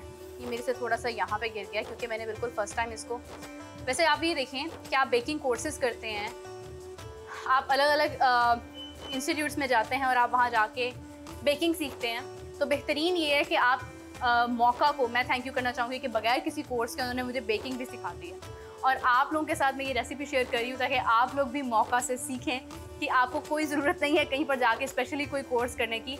मौका face 6 is teaching you how to cook everything at home, specially the baking thing. ज़बरदस्त। तो ये हमारी एक बेहतरीन किस्म की 2 इसकी डिशेस तैयार हो गई हैं जिसमें हमने इसको बैटर बोलते हैं ना, कि जो हम प्रिपेयर करते हैं, हमने डाल दिया और अब हम लोग गार्निशिंग के लिए इसमें वॉलनट यूज़ कर रहे हैं और शेफ़ साहब ने कुछ देर पहले बताया कि हम इसमें आलमंड भी यूज़ कर सकते हैं, किशमिश भी यूज़ कर सकते हैं, ड्राई फ्रूट में कोई भी चीज़ जो आपको अच्छी लगे आप इसके ऊपर यूज़ कर सकते हैं, मगर मोस्टली मेरे ख्याल से वॉलनट अच्छा लगता है। शेफ़ साहब ने सारा डाल दिया, हमने वहाँ भी डालना है, ठीक है, उसके लिए हमने अलग रखा हुआ है। गुड, बाज़ लोग वार्निश यूज़ नहीं करते, ठीक है। तो एक ऑलराइट, एक पे हम लोग वॉलनट यूज़ करें, एक हमने वॉलनट के बगैर बनाई है बिकॉज शेफ़ साहब के बकौल कुछ लोगों को अखरोट से एलर्जी होती है। वैसे अखरोट के बेशुमार फ़ायदे हैं, अखरोट एंटी एजिंग भी होता है, अखरोट आपके लिए इस तरह से भी फ़ायदेमंद है कि ये एक ड्राई फ्रूट है लेकिन ये आपको मोटा नहीं करता। ज़बरदस्त। अब हम इनको ओवन में बेक करेंगे 30 to 40 मिनट्स के लिए। जी नाज़रीन, हमारी ब्रोनी का ये मावा बिल्कुल रेडी है। हम इसको ओवन में करेंगे तकरीबन 30 से 40 मिनट के लिए, उसके बाद हम आपको इसकी सर्विंग दिखाएंगे। तो हम दोनों जा रहे हैं बेकिंग की तरफ।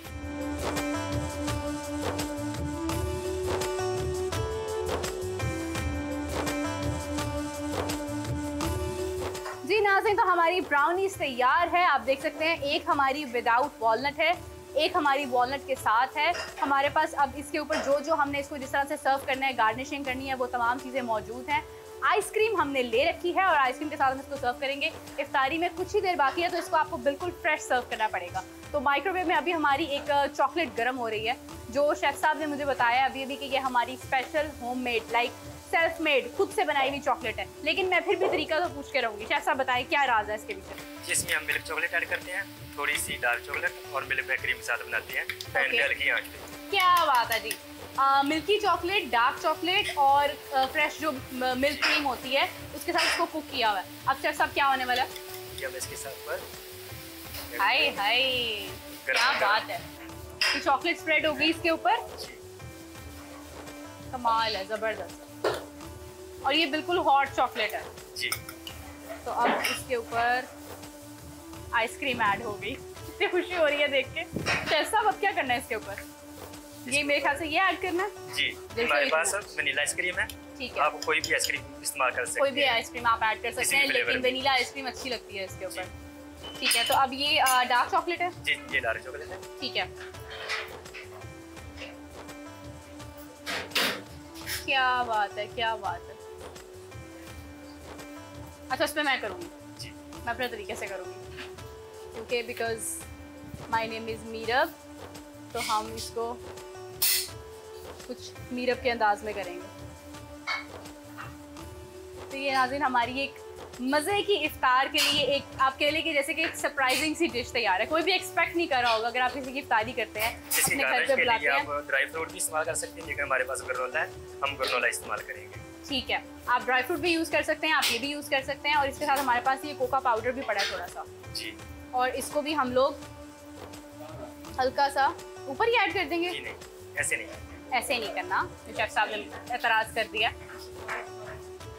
ओह वाओ, अच्छा ये हमारी प्लेट के ऊपर आएगा, क्या बात है, जबरदस्त भी हो रही है। कितनी खूबसूरत सर्विंग है इसकी, जबरदस्त। तो ये मौका special brownies with vanilla ice cream ready है, इसको प्लीज ट्राई करें। गर्मी से बुरा हाल हो रहा है, जैसे जैसे वक्त आगे जा रहा है मौसम गर्म होता जा रहा है, तो ice cream is one of the amazing dish in इफ्तार। आप प्लीज़ इसको ट्राई कीजिए। मुझे इजाज़त दीजिए शेफ साहब, और मेरा गर्मी से इस वक्त बुरा हाल हो रहा है, लेकिन फिर भी खुशी से आपसे हम खुदाफिज करते हैं। आपको दोबारा मिलेंगे कल, तब तक के लिए अल्लाह हाफ़िज़।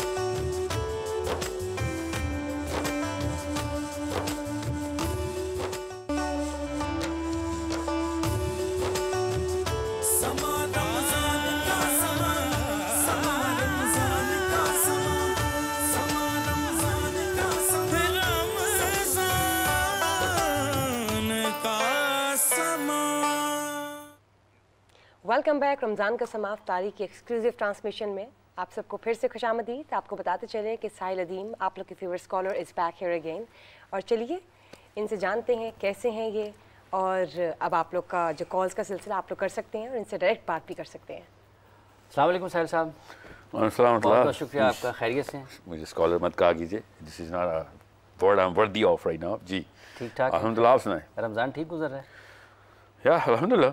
मेरा सर, मुझे अल्लाह ताला ने एक ख़ास जिस्म दिया। मेरे पे 100 रोज़े फ़र्ज़ हैं, हार्डली 300 रोज़े फ़र्ज़ हैं, मुझे भूख नहीं लगती। जी, तो रमज़ान मेरा अल्हम्दुलिल्लाह बहुत अच्छा गुजरा। जितने भी लोग हमें देख रहे हैं जी, आप सब लोगों से गुजारिश है कि अगर आपके जो भी कॉल्स हम मुस्तकिल बुनियादों पर ले रहे हैं, आपके पैगामात भी प्रोग्राम का हिस्सा बन रहे हैं। साहिल साहब यहाँ पर मौजूद हैं, मुफ्ती साहब भी मौजूद हैं, तो जो भी आप सवालात आपके जहन में हैं, जो बात आप करना चाहते हैं, जो सवाल करना चाहते हैं, आप ज़रूर करें। टेलीफोन कॉल्स नंबर्स आपके स्क्रीन पर इस वक्त मोबाइल के होंगे, आपके टेलीविज़न स्क्रीन पर भी होंगे। हमारे पेजेस जो हैं, social media pages, Facebook, YouTube, Insta, सब चीज़ें आपके पास हैं। जहाँ पर भी आप अपना कमेंट करना चाहते हैं, आप कुछ पूछना चाहते हैं, कुछ जानना चाहते हैं, रहनुमाई चाहते हैं, तो सवालात कीजिए। जवाबात यहाँ पर साहिल साहब मौजूद हैं। कॉलर हमारे साथ हैं जी इस वक्त हमारे साथ। जी जी, अस्सलाम वालेकुम। वालेकुम अस्सलाम। मैं भी बात कर रही हूँ सियालकोट से। मेरा साहिल साहब से सवाल है कि अगर दुनिया में कोई मजहब ना होता तो दुनिया कैसी होती? ठीक हो गया, थैंक यू जी। जी मुफ्ती साहब। साहिल साहब, कोई मजहब ना होता तो दुनिया कैसी होती? आप अगर गौर से इंसान के जिस्म को समझे ना, तो आपको पता चलेगा कि अगर कोई मजहब ना होता तो इंसानों ने ये मजहब ईजाद कर लिया होता। ओके, और से समझे ऐसे ही होती तकरीबन दुनिया।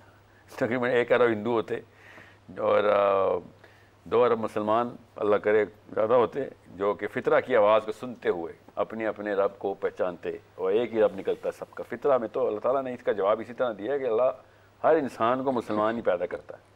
फ़ितरा ख़ुद आवाज़ लगाती है कि रब की वहदानियत का और रब के कनेक्शन का, मोरालिटी का, एम्पैथी का, जस्टिस का, ये सब फ़ितरा के अंदर इंस्टॉल्ड पैकेज आता है।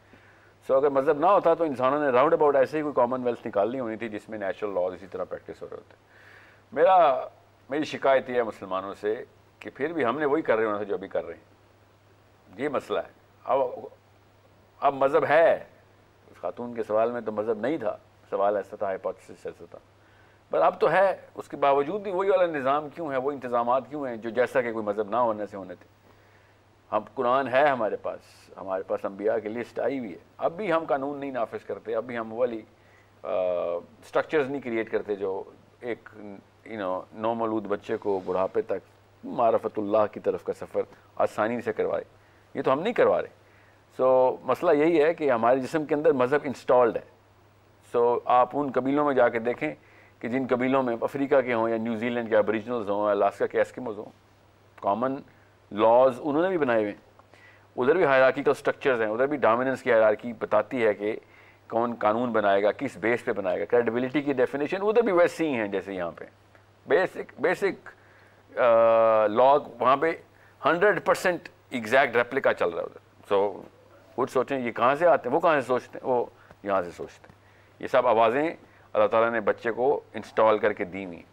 हमें एहसान किया था कि अल्लाह ने किताब खुद हम पे नाजिल कर दी। नबी अलैहिस्सलाम जैसा एहसान हम पे हुआ। उसके बाद भी हम वैसे ही रह रहे हैं जैसा कि न्यूजीलैंड के ओरिजिनल्स रह रहे हैं, जैसे अफ्रीका के कबीले वाले रह रहे हैं। एक्चुअली वो फिर बेहतर रह रहे हैं। हमारे ऊपर देखें हुक्मरान की शक्लों और हरकतों वाले आते हैं कि वो बेहतर रह रहे हैं, हम वो एटलीस्ट अपनी ताकत खुद अप्लाई करते हैं। हम तो अमेरिका से ताकत लेते हैं और कहते हैं अपने आप को मुसलमान हैं, जिनको पता है कि कॉन्फ्लिक्ट ऑफ फिलॉसफी है, कॉन्फ्लिक्ट ऑफ रिलीजन है, conflict of law, conflict of interest है, फिर भी उधर से ले रहे हैं। वो फिर थोड़े बाग आ रहते हैं अफ्रीका के कबीले वाले, वो अपने कबीले के जरदार की मानते हैं और कोई इंटरवेंशन करता है कहते हैं बेशक सब कुछ हो जाए, कुर्बान हो जाएंगे। तो हम तो नहीं कर रहे। सो हम इस वक्त वैसे ही रह रहे हैं जैसे कि कोई मज़हब नहीं है हमारा, ठीक है। इस वक्त रहना नहीं चाहिए हमें। और ये लफ्ज़ मज़हब का बंद करें, ये कोई मज़हब का अल्लाह ने नहीं इस्तेमाल किया हुआ, दीन का लफ्ज़ इस्तेमाल किया करें। दीन का मतलब है एक स्ट्रक्चर क्रिएट करें। साहिल साहब, ये जैसे अभी आपने जिक्र किया कि हम वैसे ही रह रहे हैं जैसे कोई दीन नहीं है, मज़हब नहीं है, तो वही मज़हब तो उनका मतलब दीन था ना। वो मज़हब का एक फैशन का लफ्ज़ है ना, मुसलमानों को दे दिया हुआ है तो ताकि ये अपनी खानकाहों से बाहर ना आ सकें। इस पे आगे बात करते हैं। कॉलर है हमारे साथ। जी अस्सलाम वालेकुम। जी जी फरमाइए। मेरा सवाल मुफ्ती साहिब से, मैं मोहम्मद अमान लाहौर से बात कर रहा हूँ। जी जी जी अमान साहब बोलिए। जी सुन रहे हैं बोलिए। मेरा सवाल ये है मुफ्ती साहब कि हम यहाँ पर देखते हैं कि हमें यहाँ पर क्या कहते हैं, इस्लाम जो है ये डिवाइड क्यों किया। आपका कट गया है, लाइन कट गई है, दोबारा। जी आप सुन रहे हैं? अच्छा चलें ठीक है। लाइन बात हो रही थी उस पर मैं एक कमेंट देना चाहता हूँ कि असल में ये बात इन्होंने बिल्कुल ठीक की कि जो दीन का लफ्ज़ है ना वो इस्तेमाल करना चाहिए। मज़हब जो है ना उसका माना होता है किसी तरफ जाना, किसी एक चीज़ को ना ख़ास कर लेना। दीन एक कानून का नाम है, दीन एक फितरत का नाम है और जो भी बच्चा पैदा होता है वो फितरत इस्लाम। एक कॉलर आ गए हमारे साथ। अस्सलाम वालेकुम। जी अच्छा जी ठीक है जी, मेरे ख्याल से कॉल ड्रॉप हो गई है।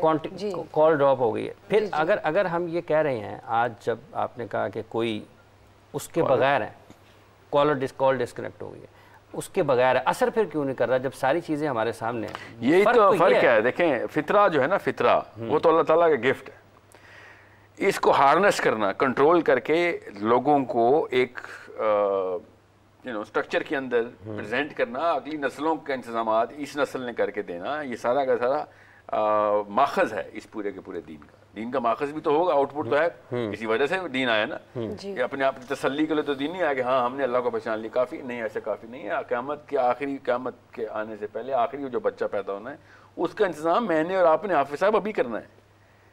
सोचें, मेरा नबी सल्लल्लाहु अलैहि वसल्लम 1400 साल पहले उम्मती करें, कौन आखिरी बच्चा तक जिसने आना है उसके ऊपर तक का इंतजाम करने। ये है खलीफा का असली मतलब कि जो उसको ताकत मिली है अगली नस्ल पे मिली है ना। हमें बच्चे घर में पैदा होते हैं, हर जो बेशक जान लेनी है ले लो, उसका जो मज़हब बनाना बना दो, ये ताकत हमें मिलती है जब हमारे घर बच्चा पैदा होता है। ये अगली नस्ल को किस तरीके से इंतजाम करने, हम तो सोच ही नहीं रहे। हमें तो अपने पढ़ पोतों का भी सोचा हमने कभी, उनके आगे से पोतों का सोचा हमने कभी। हम तो अपने बेटे के अलावा किसी से सिंसियर ही नहीं है, और वो भी अपने मकासद के लिए सिंसियर है। हम तो अगली नस्लों को सोचते भी नहीं है। इन सिंसियरिटी की हालत देखें और किस तरीके से अंबिया क़यामत तक। ये ख़यानत है फिर। जी ख़यानत है। बल्कि तो कुरान तो कहता है इन्नल्लाह ला युहिब्बुल ख़ाइनीन। जी अल्लाह ताला ने तो ज़ाहिर है अल्लाह ताला का इंतज़ाम और कुरान पाक का इंतज़ाम तो एक ज़िम्मे के तौर पे हम पे आया है ना कि अल्लाह ने कहा भाई ये क़यामत तक का इंतज़ाम करना है। सो ये दीन का लफ्ज़ क्यों है? दीन का लफ्ज़ लॉन्जेविटी के लिए कि भाई मेंटेनेंस स्ट्रेटजी निकालो, इसको आगे भी लेके चलना है। ये चीज़ मैंने फिर अबू हनीफा के आपको हदीस सुना था, आदमुल खिलाफा उम्मुल खबाइस, कि अगर आप स्ट्रक्चर नहीं बना रहे, ताकत में एक प्रॉपर सियासी निज़ाम नहीं बना रहे अल्लाह के कानून के ऊपर, और तमाम तर मामला को उसके अंदर सेटल नहीं कर रहे, तो आपने बीमारी की माँ पैदा कर ली भी है। अब वो बच्चे देगी बीमारियों के हर मामले में, इंफरादी तौर पर, इज्तिमाई तौर पर, सियासी तौर पर, बिजनेस, फैमिली, एवरी डोमेस्टिक सर्कट्स टूटे हुए होंगे। वही है, इसी को बेबरकती कहते हैं। बेबरकती ये भी एक लफ्ज़ है, यही है बेबरकती। असल में इस्लाम में बेबरकती निज़ाम का ना होना है, अल्लाह के कानून। कॉलर ले लें, ये एक लंबी बहस है बेबरकती। जी अस्सलाम वालेकुम। जी अस्सलाम वालेकुम। जी फरमाइए। साहिल साहब से मेरा एक सवाल है। नुमान बात कर रहा हूँ लाहौर से। जी नुमान साहब बताइए। साहिल साहब, कुरान पाक में अल्लाह ताला ने वादा किया है कि जो लोग खुदा की मर्जी पर चलते हैं वो हमेशा जिंदा रहेंगे, लेकिन ये कैसे मालूम होगा कि खुदा की मर्जी है क्या? ये मेरा सवाल। ठीक है, बहुत बहुत शुक्रिया। ये कुरान में हमेशा जिंदा रहेंगे का वादा सर आप मुझे भी बताएं कहाँ पे अल्लाह ने किया है? अल्लाह ताला ने कहा कुल्लू नफ्सिन फी ज़ाइक़तुल मौत, कि कोई भी जिंदा नहीं रहेगा, सब मार दूंगा मैं। सिर्फ अल्लाह है जो कि जावेदानी, अल्लाह है जो कि हमेशा रहेगा। बहरहाल आपका मतलब मैं समझ गया हूँ कि नहीं, मैं नहीं समझा आपने किस तरह से, मतलब किसी कुरान में है ही नहीं, ये नहीं है कि वो आखिरत है कि ये आखिरत में अब इनको अब जन्नत मिल गई है, अब हमको मौत नहीं, ये डर खत्म कर देंगे अल्लाह ताला। ये कॉन्सेप्ट ही खत्म हो जाएगा जन्नत में कि क्योंकि एक तलवार तो हम सब पे लटकी है, चाहे जितना मर्जी गरीब है, अमीर है, ताकत में है, कमज़ोर है, तलवार लटकाई अल्लाह ने कि जो कुछ मर्जी कर ले इसका इलाज नहीं निकाल सकेगा तू, जितनी मर्जी तरक्की कर ले। और ये चैलेंज है कुरान पाक का, ये कोई देख नहीं रहा। कुल्लू नफ्सिन फी ज़ाइक़तुल मौत एक चैलेंज है साइंस के लिए, तमाम तर उन मुफक्कर मुफस्सरीन के लिए कि जो अपनी तरफ से टोटके कर रहे हैं कि भाई हमने हर चीज़ कुल्लू मन अलैहा फ़ान। यस, सो अब एथिस्ट हो, दहरिया हो या साइंटिस्ट हो, अपनी तरफ से अच्छी नीयत से कर रहा हो, ये चैलेंज के तौर पे लेना है। ये मुस्लिम साइकोलॉजी को ट्यून करती है ये आयत कि यहाँ तक तकलीफ करने की ज़रूरत नहीं है, ये होना ही होना है। अब आप अपने के आई नो इस वक्त एंटीबायोटिक्स के वजह से there so many other events में सबसे बड़ा इवेंट बता रहा हूँ, human beings as soon as they invented the antibiotics हमारी लाइफ स्पैन जो है ना 20 साल प्लस हो गया, ठीक है। वरना इस वक्त जो 70 साल का बंदा है वो 50 साल में, और 50 साल और 30 साल में, so on so fourth. Average age हमारी राउंड अबाउट 20 साल बढ़ी है in the last 1000 years, 500 years. अब एक दो और इंटरवेंशन आ रही हैं और अब मुझे पता है कि इन एरिनाज के अंदर क्या कर रहे हैं साइंसदान, क्लोनिंग कर करके सेल्स की, स्टेम सेल्स के ऊपर रिसर्च करके, there so much that is going on, I know that. मगर वो क्या है, वो व्हाट इज दैट, ज़्यादा से ज़्यादा क्या है वो एक ऐसे टेन्योर को एनहेंस और लेटेंसी क्रिएट करने की कोशिश कर रहे हैं कि जिसके बाद 5 या 10 साल, 15 या 20 साल मुझे एक्स्ट्रा मिलेंगे, जिसकी कॉस्ट अलग से मैं दे रहा हूँ। उसकी प्राइस की लिस्ट बहुत बड़ी है, इस प्रोग्राम में नहीं कवर करनी।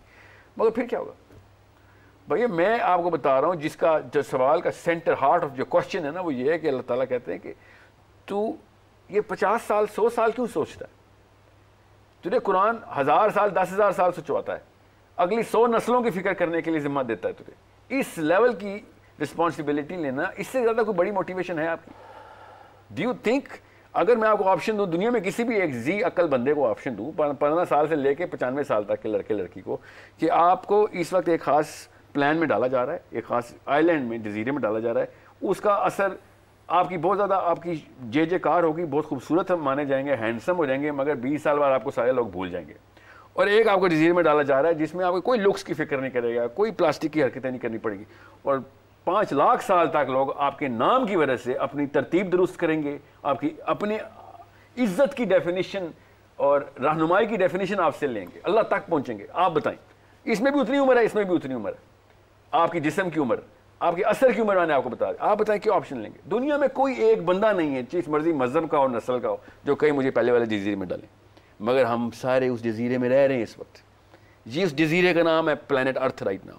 कॉस्मेटिक्स इंडस्ट्री अपनी उम्रें कम करके यूथ को और ज़्यादा करके दिखाना, सियासतदान इमीडिएट रिजल्ट्स लेके आना, उस असातिज़ा इस वक्त अपनी जो दायरा इख्तियार है उसको अपनी फ़ैन क्लब के अंदर कन्वर्ट कर देना, माँ और बाप घरों और गाड़ियों और बीवियों की दौड़ के अंदर लेके आ जाना कि बस दैट्स इट। वही तो मैं आपसे, मुझे तो अपने पोते की फिक्र नहीं है, मैं क्या खाक से इस्लाम समझाऊँ?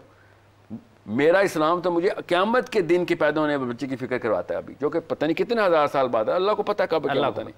मगर मेरी प्लानिंग आगे की होनी चाहिए, प्लानिंग आगे की होनी चाहिए। कॉलर ले लेंगे, एक कॉलर ले लेते हैं। अस्सलाम वालेकुम। वालेकुम अस्सलाम, इम्तियाज अली बात कर रहा हूँ लाहौर से। जी इम्तियाज साहब, मेरा सवाल साहिल साहब के लिए है कि मैं निकाह करना चाह रहा हूँ एक लड़की से, लेकिन उसके घर वालों ने 50 लाख तक मेहर कर शर्त रख दी है। अब देखिए आजकल के ज़माने में पैसे कमाना ही बड़ा मुश्किल की बात है, और ऊपर से ऐसी शर्तें लगा के निकाह को आसान करने की बजाय और मुश्किल बनाया जा रहा है, जबकि मैं खुद एक 24 साल का स्ट्रगलिंग हूँ। और क्या शरी क्या है, मैं क्या करूँ, लड़के पे इतना प्रेशर क्यों डाला जा रहा है?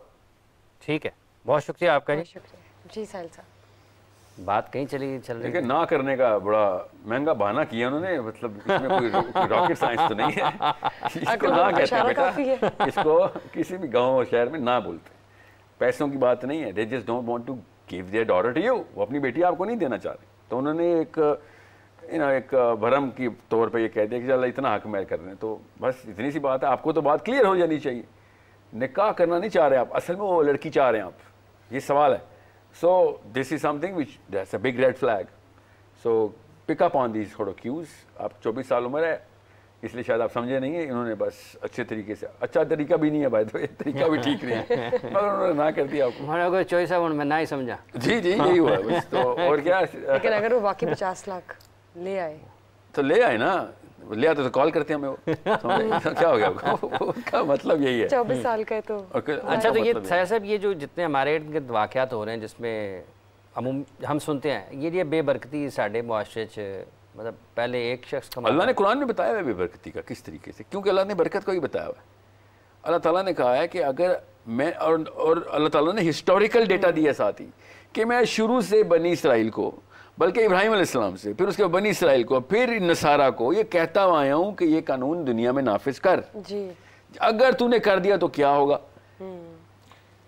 ऊपर से भी फौकिहिम और नीचे से भी अल्लाह ताला की बरकतें नाजिल होना शुरू होंगी तेरे ऊपर। सिस्टम बना। यूसुफ अलैहिस्सलाम ने क्या कहा था अजीज़ मिस्र को कि मुझे अपने इकोनॉमिक सिस्टम, मादनियात मुझे दें, I want to take care of the finances because I need to get economic policy मैं बनाऊंगा। कैसे मिस्र में बरकतें आई थी। वी नो कानून जब अल्लाह का होता है, ये अल्लाह का वादा है कि अल्लाह का कानून करोगे तो अल्लाह ताला आसमान भी खोलेगा। क्या है आसमान खोलना, just weather? No, there so much more than just weather. मगर समझ लें सिर्फ वेदर, बारिशें टाइम पे होंगी तो फसल टाइम पे होगी। Agriculture industry still call the shots and all of the. अब आपने अल्लाह का अल्लाह आपने अल्लाह जी जी कॉलर ले। अस्सलाम वालेकुम। वालेकुम अस्सलाम। मैं शुमाइला लाहौर से बात कर रही हूँ। मेरा सवाल मुसरत मिसबा से है जी जी कि हम सैरी करते हैं और इफ्तारी का टाइम तक काफ़ी गैप आ जाता है बीच में, तो हमें डिहाइड्रेशन हो जाती है, तो उसके लिए हमें क्या करना चाहिए?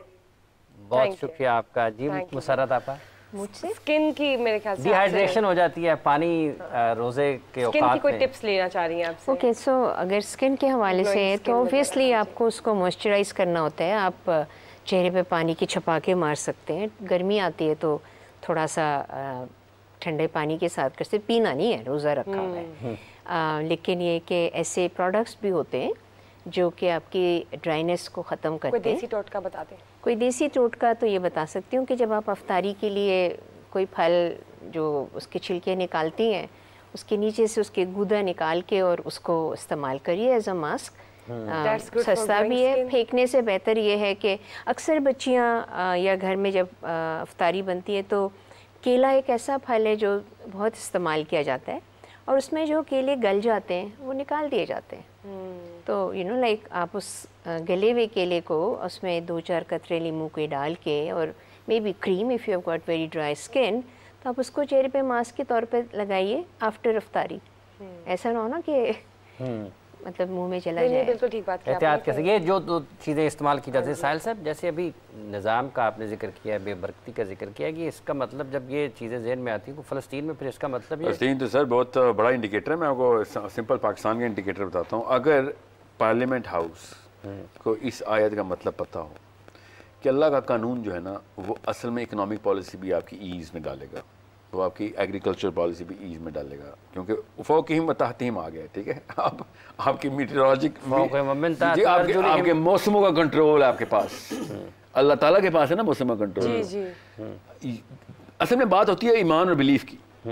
बच्चे की ट्रेनिंग नहीं हुई इस्लाम के ऊपर, वो फिर साइंस में फंस जाता, लॉजिक में फंस जाता है, और लॉजिक में तो फिर वो हार्प इंडस्ट्री आएगी कि जिस तरीके से बादल बनते हैं। मेरे पास बड़ी टेक्नोलॉजी थी, मेरे पास कायनात का रब था, इनके पास एक एफर्ट है, एक मैथ्स और फिजिक्स की बेस के ऊपर एक एफर्ट है, और उसके ऊपर भी वो कह रहे हैं हम लाचार हैं, कोशिश कर रहे हैं। मेरा रब लाचार नहीं है। अब बात हुई है कि किसका वादा मानते हैं हम। अभी तक एक दफ़ा वादा माना गया और वाकई दुनिया सहाबा के पैरों में आ गई थी। हमने उसके बाद वो खुद वादे तोड़ने शुरू कर दिए, और अब हमारी नस्ल नहीं आती है कि नहीं यार पता नहीं माना ये इसका मतलब भी ये हर तरीके से एंगल बनाया गया कि कुरान के ऊपर ईमान पूरी तरीके से बैठे मत। मेरा तो है जिस दिन हमने अल्लाह का कानून पाकिस्तान में नाफिज कर दिया, मॉडल विलेज ये नहीं बनेगी कि हमारे सोशल मामला कितने अच्छे हो जाएंगे। याद रखिएगा, अगर कौम के ऊपर कानून अल्लाह का ना हो तो फ़र्द दो अफराद के बीच में, सगे भाइयों के बीच में फूट डलना अल्लाह ताला ही का एहसान है कि भाई कानून नाफिज करो। ये मामलात की जो बेबरकती और डिस्टर्बेंसेस होती हैं, इंडिकेटर्स अलार्म्स होते हैं। वो मुअज़्ज़ज़ थे ज़माने में मुसलमान होकर और तुम ख्वार हुए तारिक कुरान होकर। ये क्यों ना ख्वार हों, क्यों ना ख्वार हों? क्योंकि ये ख्वारी भी एहसान है, ये इंडिकेटर नहीं होंगे। अगर समझ लें हम अगर कुरान को छोड़ के ख्वार ना होते तो फिर ये भी एक तरीका था जिंदा रहने का। नस्लों ने कहना था दो ऑप्शन है ख्वार ना होने की, एक कुरान पे जाके ख्वार नहीं होंगे, एक कुरान छोड़ के भी ख्वार नहीं होंगे। ये अल्लाह का एहसान है कि हमें ख्वार करते हैं कुरान छोड़ के, वरना अगली नस्लों तेरे काबे को जबीनों से सजाया हमने, तेरे कुरान को सीनों से लगाया हमने। एक कॉलर ले लें। जी जी जी जी जी। एक पॉइंट है कि हम ये जो इस्लाम के नाफिज होना है या बाकी मामलात हम हुकूमतों पे क्यों छोड़ते हैं?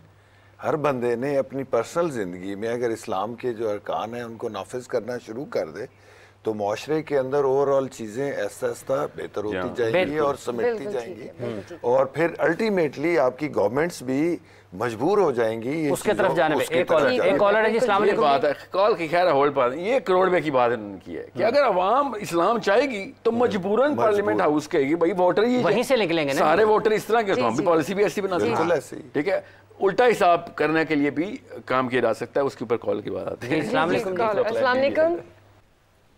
हाँ जी, मेरा साहल अदीम साहब से सवाल है।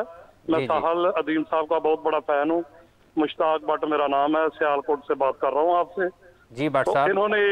इन्होंने एक प्रोग्राम में कहा था कि औरत को ऐसा रोल मॉडल होना चाहिए, औरत के मुतल्लिक लेक्चर देते हुए, कि उससे देख के उसका बेटा, उसका खामद बोले कि ये इसने मुझे बचा लिया दोज़ख से, ये जन्नत में ले जाने वाली है। तो क्या मर्द को ऐसा रोल मॉडल नहीं होना चाहिए कि हमारी बेटी, हमारी बीवी, हमारी माँ हमें देख के वो सोचे कि ये मर्द ऐसा होना चाहिए? ठीक है साहिल साहब, मुश्ताक भट्ट साहब से सेमा टीवी पे ही एक प्रोग्राम में मैंने मर्द के लिए ये पूरी मॉडलिंग बताई हुई है। वो शायद किसी ने वो मीम बनाया होगा और किसी लड़की ने आपको वीडियो ऐसे बना के दे दी होगी कि औरत पे। मैं तो मर्द को रोल मॉडल के लिए ये प्रोग्राम अभी रिसेंटली किया है, मगर दोनों को ही होना चाहिए, कोई इस्तिस्ना तो नहीं औरत को या मर्द को। बाय द वे, अगर मर्द रोल मॉडल बन जाएं, याद रखिएगा, तो उनके पास मैट्रिक्स बड़ी होती है। वो ये बात एक मर्द सोच नहीं रहा, और ये जो फेमिनिज्म का जो गुबार आया ना, उसमें मर्दों के अंदर जो नस्वानी फैक्टर आ गया ना, मैं उसके साथ खिलाफ हूँ। और समझें, जितने नस्वानी मर्द आजकल मैंने देखे ना यूनिवर्सिटियों में, मैंने आदम के औलाद ने आज तक नहीं देखे थे। गौर से मर्द को पहचाने। मर्द अगर एक गलती करता है वो 100 गलतियों के बराबर है, औरत एक गलती करती है तो एक गलती होती है। आप अपनी मैट्रिक्स को समझ ही नहीं रहे हैं। इतना बड़ा जिम्मा दे दिया था मर्द को अल्लाह ने। ये ताकत मुफ्त में नहीं आती, इसके पीछे प्राइस है।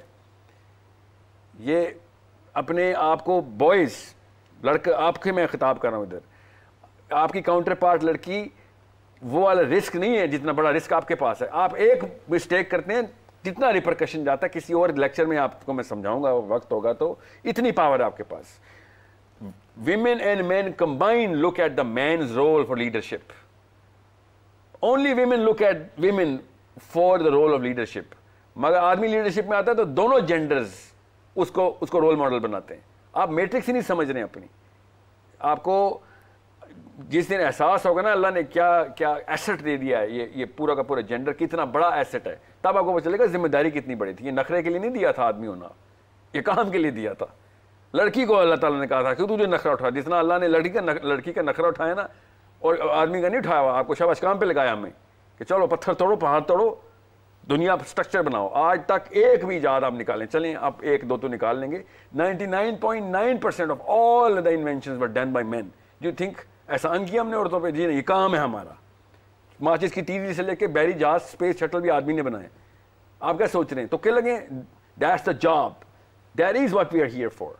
यही काम था हमारा। जिस जहत में जाएंगे, जिस डायरेक्शन में देखेंगे, आपको पता चलेगा आदमी को काम पे डाला गया। जिस सेक्टर में देखेंगे, जिस डेमोग्राफिक जियोग्राफिकल लोकेशन में देखेंगे, जिस टाइम लाइन के ऊपर देखेंगे, आदमी को फोर्स किया गया काम पे ला, और उसने किया। हम लड़कियों के नखरे उठाते हैं, हमारा काम है। अपनी बच्चियों, बीवियों, माओं को कंधों पे बिठाते हैं, दैट्स आवर जॉब। हम उनके कंधे में बैठ जाएं, ये बेशर्मी आदमी की। हमारा काम है घर से बाहर पत्थर तोड़े, पहाड़ तोड़ें, दुनिया बनाएं, दुनिया को प्रोग्रेस की तरफ लेके जाएं। And I am not saying लड़कियां कुछ भी ना करें, ठीक है, और हम सेइंग आदमी ने सवाल किया, आदमी का मेक श्योर रोल मॉडल का पहले स्ट्रक्चर समझें, तब आप रोल मॉडल का लफ्ज़ इस्तेमाल करना चाहिए। ये कहीं इस्तेहसाल तो नहीं होगा जैसे आप कह रहे हैं कि ये सिर्फ मर्द के करने के काम है, ख़वातीन कहती हैं कि बराबरी का सलूक है, बराबरी के हकूक़ हैं, तो वो ये वो कुछ कौन सी बेवकूफ़ खातून कहती है कि मैं भी पहाड़ तोड़ूँ? अगर तोड़ना चाहती हैं आए, हमें तो चाहिए 2-4 मदद मिल जाएगी हमें भी। क्या मैं इसमें कुछ ऐड करना चाहूँ कि बेशक के अल्लाह ताला ने हमें बहुत खुली अपनी रोशन किताब में बताया है, लेकिन जहाँ आपने बताया कि हमें आगे अपने बच्चों के बारे में सोचना है, बच्चों के बारे में सोचना है, वहाँ पे तरबियत का एक बहुत बड़ा हिस्सा आ जाता है। और तरबियत का वो हिस्सा जो है वो माँ बाप में से किसको आप समझते हैं कि ज़्यादा बेहतर होगा, किसकी जिम्मेदारी ज़्यादा होगी, माँ की या बाप की या दोनों की? नहीं, जिम्मेदारी तो याद रखिएगा, बच्चे की जिम्मेदारी असल में बाप की है, ये असूल याद रखें। कप्तान एक ही रखेंगे आप, जो लीडरशिप का जिम्मा दिया ताकि कंफ्यूजन ना हो और पॉलिसी और प्लानिंग के अंदर कॉन्फ्लिक्ट ना करे। मगर स्टेटिस्टिकली स्पीकिंग औरत को अल्लाह ताला ने उस स्टेट के ऊपर बच्चा दिया है कि जिस स्टेट पे, फॉर एग्जांपल मैं अपने बच्चे को ना कहीं जा रहा हूँ ना लाहौर से, आप लोग लाहौर में, और मैं फॉर एग्जांपल मैंने आगे 2 किलोमीटर या 200 या 1 दिन के लिए कहीं जाना है और बच्चे नहीं मैं साथ लेके जाता, तो मैं कभी भी किसी खातून को नहीं बच्चा दूंगा, मैं किसी मर्द को दूंगा अपने बेटे को कि सर देखना, फिक्र करना, अल्लाह औरत को दे रहा बच्चे। आप फ़र्क देखें इस वक्त, इस लॉजिक को समझें। दुनिया का कोई भी इंसान किसी लड़की को अपना बेटा देखने जाएगा, बेटी के तो ख्याल रखना मैं आता हूँ, अल्लाह ताला लड़की को दे रहे हैं कि सबसे वीक हालत में इंसान और औरत को पकड़ाते हैं, तू पालेगी इसको, तू प्रोटेक्ट करेगी। ये think this is a coincidence? No, इसका गौर से स्ट्रक्चर समझें। ये वो वाहिद हस्ती है जो इंसान की है, जो प्री मेच्योर बर्थ लेती है। दुनिया का कोई भी जानवर पैदा होता है पहले दिन टांगों पे खड़ा होता है, चलता है, भागता है। ये इंसान वाहिद है जो कि 9 महीने के बाद आता है और उसको सबसे ज़्यादा इतना वीक पैदा करते हैं अल्लाह ताला। ये और किसको मिल जाता है? ये औरत को। इसका मतलब है कि there is a totally different purpose of this machine, this woman has a totally different power. इसको समझें, इस पावर का अंदाज़ा लगाएं। आदमी को किसी भी मौके के ऊपर बच्चा पालना पड़ जाए, तोते उड़ जाते हैं उसकी कैपेबिलिटी में। एक जॉर्डन से कॉलर है, एक साहिल साहब ले लें। जॉर्डन से चलें बात पूरी। जी अस्सलाम वालेकुम। जी वालेकुम अस्सलाम रहमतुल्लाह। जी फरमाइए। जी आवाज़ आ रही है आपको? जी मैं सोबिया बात कर रही हूँ जॉर्डन से। मेरा साहिर अदीम साहब से एक सवाल था, उम्मत के और फ़लस्तीन के जो हालात हैं इनको सामने रखते हुए अगर मैं कुछ करना चाहती हूँ दीन के लिए, उम्मत के लिए, other than being a mother और अदर दैन अपने इर्द गिर्द के लोगों में, ख़वातीन में ख़ास तौर पे अवेयरनेस फैलाने के अलावा, उसके अलावा अगर मैं कुछ करना चाहती हूँ तो मैं एज अ पाकिस्तानी शहरी क्या मैक्रो लेवल पे जॉर्डन में कुछ कर सकती हूँ, या हम जैसे पाकिस्तानी जो हैं ख़ास तौर पे मिडिल ईस्ट में रहने वाले, हमें सब कुछ छोड़ के क्या पाकिस्तान आ जाना चाहिए, या हमें हम कुछ बड़े लेवल पर यहाँ पर कर सकते हैं? ठीक है, बहुत बहुत शुक्रिया आपका। नवंबर में ना मैं जॉर्डन का लैंडस्केप देखने खुद गया था, क्योंकि मैं तो गज़त जाना चाह रहा था, वहाँ पे एक्सेस नहीं था। आई थिंक यू हैव 3 और 4 बिग ऑप्शंस जॉर्डन के अंदर, और पाकिस्तानी कहना बंद करें। इस वक्त हम मुसलमान, फ़लस्तीन ने हमें अपने बिगर पर्पस से कनेक्ट कर दिया हुआ है, और आप मोहल्ले में मैं लेकिन उस लिमिट को समझ सकता हूँ, क्योंकि मैंने वो दीवारें देखी हैं जॉर्डन में जाके, खुद वो दीवारें समझ रहे हैं आप, सियासी दीवारें, जहाँ पे आप भी उतनी बेबस हुए हुए हैं। बहरहाल आप वैसे भी लड़की आते हैं, हम तो फिर कुछ दीवारें फैलांग के निकल गए थे कुछ करने के लिए मगर मुझे पता है आप और आपके आंसू कहाँ से निकल रहे हैं, मुझे पता है वो बेबसी बर्दाश्त से बाहर है। You know you are from Jordan, I know what you going through, but quit looking for just Pakistan, look for every conscious human being. फ़लस्तीन को, इसराइल को साउथ अफ्रीका कोर्ट ले गया है, साउथ अफ्रीका, और पाकिस्तान में फ़लस्तीन का झंडा बाहर लेके जाऊंगा तो मुझे पुलिस पकड़ लेगी। तो Pakistan look for the right people. Right now मुसलमानों ने अपनी डेफिनेशंस बदलनी हुई है। पाकिस्तान में फ़लस्तीन की प्रोटेस्ट बंद है, और south African the Christian country has taken Islam, उसने गर्दन पकड़ ली उसकी।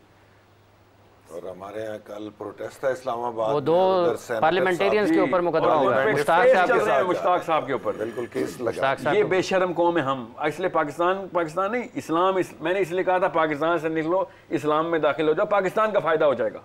बिल्कुल पाकिस्तान को बड़ी कौम मिल जाएगी, हमने छोटी सी कौम बना दी हुई और उससे भी छोटी हो गई ऊपर से। फिर अब ये पता चल गया किसने अंकल सैम पहना हुआ किसने नहीं, अब उससे भी छोटी हो गई। हमारे तो असल में ये फिरके हैं, प्रो अमेरिकन एंटी अमेरिकन, असल में तो ये फिरके हमारे।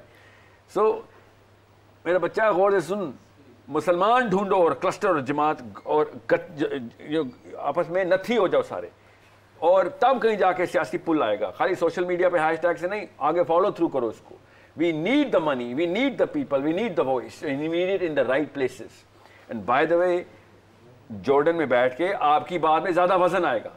Stay there and call in for help and you will know कहां से किस किस किस्म की हेल्प आती है। मैं फिर बता दूं, that Christian queen of yours is way more Muslim than the Muslim king of ours.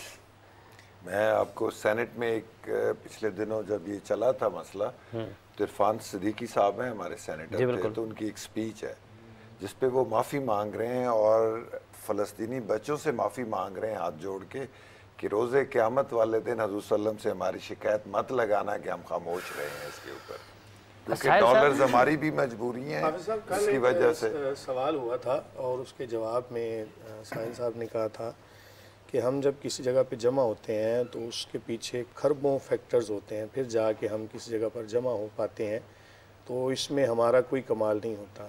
ऐसे ही था जी सर, एक तरफ एक खरब फैक्टर है, एक तरफ एक फैक्टर है, तो एक वाला तो फिर कमाल ना हुआ ना। तो अब सवाल ये है कि एक तरफ हम कह रहे हैं कि खरबों फैक्टर हों, फिर जाके नहीं हमारी उसके अंदर कोई ताकत, कोई फोर्स, हमारा कोई किरदार ऐसा शामिल नहीं होता, फिर जाके हम किसी एक जगह पर जमा हो पाते हैं। दूसरी तरफ हम कहते हैं कि पावर के अंदर आओ, खुद से कुछ करो, ये करो, और पावर के अंदर आके तो दुनिया के ऊपर हुकूमत करो। तो क्या ये दोनों बातें आपस में टकरा नहीं रही? नहीं सर, बिल्कुल टकरा नहीं रही, आपको समझा देता हूँ। अच्छा किया सॉरी, एक मिनट में कॉलर देख लूं पहले। जी अस्सलाम वालेकुम। वालेकुम अस्सलाम, आपको आवाज आ रही मेरी? जी जी फरमाइए। अच्छा, मेरा क्वेश्चन है मुफ्ती साहब से भी और साहिल साहब से भी। जी जी, तो अगर आप वो ले लें। जी जी जरूर जरूर जरूर।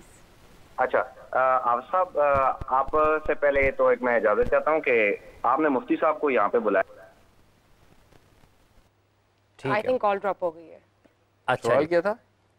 अच्छा, वो सवाल ही पूछने लगे थे। सवाल पूछने लगे थे, अच्छा, कॉल ड्रॉप हो गई। सर ये मैं आपको बता दूं, पहले तो ये तीनों ना सर्कल्स को समझ लें सारे, स्पेशली। अच्छा साहब, एक मैं कथा कलामी की मादा चाहता हूँ। एक हम दुआ, जैसे अभी इरफान सिद्दीकी साहब का जिक्र किया और हवाला दिया मलिक साहब ने, मुअज़्ज़ज़ पार्लियामेंटेरियन है। आप पार्लियामेंट हाउस में? अच्छा, तो फिर तो जिम्मा ज़्यादा, जिम्मा ज़्यादा आपके, मैं सियासत से बिल्कुल वाबस्ता नहीं हूं। हम ये दुआ करते हैं कि या अल्लाह फ़लस्तीन वालों की मदद फरमा। क्या अल्लाह खुदा न खास्ता हमारी दुआ का मोहताज है कि अल्लाह सुनेगा कि इसकी इनके हमारे कहने पे अल्लाह ने उस दुआ की मोहताज है कि अल्लाह की मदद आए, दुआ तो करनी मस्त है। मगर लेकिन सर एक गुजारिश ये है, देखें जो आपने कहा है, क्या हमें ये दुआ नहीं करनी चाहिए कि या अल्लाह हमें ताकत अता फरमा के हम उनकी मदद करें? एक्चुअली पार्लियामेंट हाउस को ये दुआ करनी चाहिए कि या अल्लाह हम जा रहे हैं, रास्ते में आसानी अता फरमा। ठीक है, हाँ। ये असल में दुआ बनती है पार्लियामेंट हाउस की। तो वो पार्लियामेंट हाउस में अगर ये दुआ हो कि हमें माफ कर दें, वो क्यों माफ करेंगे जी? ठीक हो, उस दिन तो जानवरों ने जाना रोनते हुए इंसानों को कि या अल्लाह ये था जिसने जो हमारा मालिक था और इसने मेरा ख्याल नहीं किया। तो इरफान सिद्दीकी साहब को ये दुआ नहीं करनी चाहिए कि या हमारी शिकायतें क्या लगानी है, उनकी तो वहाँ पे दर्ज हो रहे हैं सारे के सारे। आई वॉज टॉकिंग अबाउट बेबसी कि हमारी बेबसी गवर्नमेंट्स की क्या है, हमारे लोगों की। जब पाकिस्तान की बात हो रही थी, मेरी बहन थी जिसने बाहर से कॉल की, बिल्कुल जॉर्डन, उसलिए क्योंकि लोगों के कंसर्न्स हैं। I was just talking about that कि हमारी क्या पॉलिसी है इस वक्त और क्या हम सोच रहे हैं इस इशू के ऊपर। ये वाला एक गवर्नमेंट में था वो। नहीं, मगर बात देखें, I think as a parliamentarian, if आप ना वो नक्शा बना के ना यूथ को बताना शुरू कर देंगे, भाई ये देखो ये लाइंस बनी हुई हैं, आपका आईक्यू बढ़ा रहे हैं हम, आप कुछ ज़्यादा ही समझ रहे हैं कि हमारे पास पावर है, इतनी है नहीं, कहाँ कहाँ पे हम ग्रे है, कहाँ कहाँ बफर में हमारे पास पावर आती है, वहाँ पे हम क्या कर सकते हैं, कर दें। उससे your job will become easier, people will जज यू लेस। बिकॉज मैं सच बता रहा हूँ, आम लड़का लड़की पार्लियामेंटेरियंस को वाकई हुक्मरान समझ रहा है। हमें ये बताना पड़ेगा एज पार्लियामेंटेरियन, आपको बताना पड़ेगा कि भाईजान ये हुक्मरानी नहीं है, क्योंकि वाकई हम पे वो जिम्मा डालते हो और फिर हम फेल ही, आपने फिर फेल ही होना है, क्योंकि आपको टेस्ट ही गलत मिल रहा है। सो उससे होगा ये एक्सपेक्टेशन, रियल एक्सपेक्टेशन में आएंगे भाई, this is the scope of the parliament house, do not ज़्यादा रखोगे, हाँ, इन रेड लाइंस को, बाय द वे, उनको रेड लाइन पर चलेंगी, they will become your power, they will help you erase those red lines, because we know those red lines जो असल में इस्लाम के अगेंस्ट खींच दी हमने। वो यही से एक कॉलर भी ले लेते हैं। अस्सलाम वालेकुम। जी वालेकुम सलाम, मैं नुमान बात कर रहा हूँ लाहौर से। जी नुमान कहिए। अच्छा, मेरा साहिल से एक सवाल था। जी जी। कि मरने के बाद इंसान के साथ क्या होता है, और क्या मुर्दे ये जानते हैं कि उनके इर्द गिर्द क्या हो रहा है? बहुत शुक्रिया। हदीस क्लियर हैं कि बरज़ख जो है और इस दुनिया के बाद की जो दुनियाएं हैं उसके ऊपर मामलात किस तरीके से हैं। एक रूह जाती है तो नेक रूह, अल्लाह ताला हमें भी उसी तरीके से हमारे साथ भी मामला हो। ये बहुत ही ज़रूरी है कि आपको पता हो कि वहाँ पे नबी सल्लल्लाहु अलैहि वसल्लम ने शाह फरमाया कि वहाँ पे रूहें मिलती हैं आपस में और पूछती हैं कि क्या बना, उधर क्या चल रहा है। और खुदा न खास्ता एक रूह जब ये बता दे कि वो बंदा तो फौत हो चुका है, यहाँ पे क्यों नहीं पाएगा, तो पता चल जाता है कि वो फिर दूसरे मामले उसके साथ ख़राब हो गया मामला, क्योंकि वो फौत हो चुका है मगर आप लोगों को नहीं मिला। सो मरने के फ़ौरन बाद का जो मामला है ना, वो एक उस जहान को समझ लें कि वो एक टेम्परेरी स्पेस है जो कि नबी इस्लाम ने शनाख्त कर दी उसकी। जो असली क्वेश्चन है वो ये नहीं है, असली क्वेश्चन है कि मरने के फ़ौरन बाद क्या होता है sir, during the time of death what is that event that goes on and every human being goes through that. हर बंदे के साथ से हो रहा होता है, वो हर मुसलमान लड़के और लड़की को पता होना चाहिए। In the time of 12th 13th 14th year के बाद उसको इस चीज़ की कॉन्शियसनेस के अंदर ट्रेनिंग होनी चाहिए कि तेरे साथ ऐसे होना है अभी, और ये हक है। क्या होगा मैं बताने लगा कि जैसे ही तेरी रूह निकलेगी तो दो फरिश्तों ने तुझे जिस तरीके से रिसीव करना है ना, रिसीव करना है, वो बताएगा कि तेरे साथ होने क्या वाला है। वो अगर तुझे इज्जत के साथ और they will take care of you, पता चल जाएगा कि मामला ठीक है, क्योंकि उन्होंने तेरे रब के हजूर तुझे पेश करना है अभी, और फिर वापस होनी है उस जहान में जहाँ पे मैंने अभी बताया। और अगर उन्होंने उस तरीके से बात की तेरे बारे में, उन दो फरिश्तों ने, कि जिनमें कोई इज्जत का कोई अंसर ना हुआ और बेरुखी हुई, तलखी हुई, तो पता चल जाएगा कि तेरी कहीं पे आगे अभी भी तुम्हारी शामत शुरू है, अभी तो शुरू है। That event is so big, उसके कैरिकेचर बनाने पड़ेंगे जहनों के अंदर, बच्चों के जहनों के अंदर, कि भाई ये है रियलिटी। एक पूरा सिस्टम है जो कि अल्लाह ताला ने कायनात का सेटअप किया हुआ है। वो फरिश्ते उस सिस्टम को कैसे, किस तरीके से, कहाँ पे तैनात हुए हैं, उनमें से दो फरिश्ते ही वो वाले क्यों आते हैं, वो कौन है, उन फरिश्तों का मामला, उस सलूक का मामला क्यों किया, और ऐसा मामला आपके साथ क्यों करेंगे वो, उस क्यों के पीछे इस्लाम जवाब है। उस तब कहीं जाके इस्लाम अपनी हैसियत और रियलिटी में आएगा हमारे पास।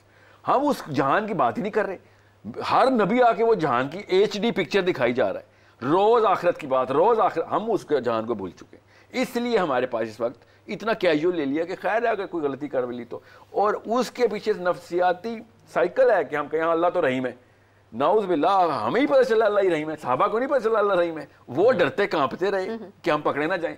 मतलब उनके ऊपर कुरान आया और उनको नहीं पता चला अल्लाह रहीम, हमने बहाना क्या फिट किया हुआ कि हम तो सब कुछ कर लें तो अल्लाह तो माफ़ कर देगा। सो इन फरिश्तों का जो इंतज़ाम है उसको रिवर्स इंजीनियर करके इंसानों के इंतज़ाम में आए। खाली इंसान खेलते रहेंगे तो सच बता रहा हूँ फिर वही होगा जो भी हो रहा है। और इसी पार्लियामेंट हाउस में नहीं हो रहा, घरों में भी वही हो रहा है। हर घर में भी जिसको ताकत मिलती है वो कमज़ोर को पकड़ के डंडा मार देता है, वो अपना असूल अपनी मर्जी से साबित करने की कोशिश करता है। अल्लाह के असूल नहीं लगाता घरों में भी, वो चाहे वो औरत हो चाहे मर्द हो, चूंकि मर्दों को ज़्यादा ताकत मिलती है। तो पूछें 1000 का सैंपल लें किसी बड़े शहर से लेके गाँव का, मैं अभी बता रहा हूँ 900 औरतों ने नहीं कहा कि मुझे तलाक चाहिए तो मेरा नाम बदल देना, 900 बच्चों ने ना कहा कि मरने का वेट करें अपने बाप का, प्रॉपर्टी के पीछे बैठे हुए खाली मेरा नाम बदल देना। ये इंतज़ाम हमारा इस वक्त चल रहा है। इसको मैं कहता हूँ बेबरकती। ना औरत को मर्द से प्यार है, ना मर्द को औरत से प्यार है, मगर बच्चे उनके 4 हैं और चारों के चारों अजीरन हुए हुए हैं, तबाही का वेट कर रहे हैं। कोई तलाक के वेट तरस रहा है कि मेरी माँ तलाक ले लो, कोई बाप को कह रहा है इस औरत को तलाक दे दे। ट्रायंगल टूटा हुआ है हमारा। Every single business is untrustable. किसी बिजनेस में जाएं आपको बिजनेस मैन पे शक होता है, प्रॉपर्टी खरीदें तो पता चलता है भाईजान पता नहीं 50-50 है, ये फाइल असल में किसी और को भी ना बेच दी हुई हो इसने। घर में जाऊं, दफ्तर में जाऊं, दुकान पर जाऊं, रेडी वाले से आलू भी खरीदूं तो पता चलता है कि खराब ही निकलेंगे। Every single thing is wrong. By हमने फरिश्तों की दुनिया डिटैच कर दी हुई है। जिस दिन हम फरिश्तों की दुनिया से रिवर्स इंजीनियर करके दुनिया इंसानों की दुनिया में आएंगे तो पता चलेगा एक एक नाखून भी मेरा वहाँ पे कितने वजन कितने किलो वजन का हो जाता है। मतलब कुल्लु नफ्सिन ज़ाइक़तुल मौत व इन्नमा तुवफ़्फ़ौना उजूरकुम यौमल क़ियामा फमन ज़ुहज़िया अनिन नारि व उदख़िलल जन्नता फ़क़द फ़ाज़ वमल हयातुद दुनिया इल्ला मताउल गुरूर। इल्ला मताउल गुरूर की थोड़ी सी मैनिफेस्टेशन यहाँ पे रियलिटी में करें। शायद का माना भी समझा देता हूँ कि मैं बात पूरी कर लूँ, आप समझाइएगा कि जब अल्लाह ताला इस तरह बताते हैं ना कि भाई आखिरत असली ये इल्यूजन, मतलब इज इल्यूजन, ओके, कि भाई ये तुम्हें नजर आ रही है असल में तो वो है।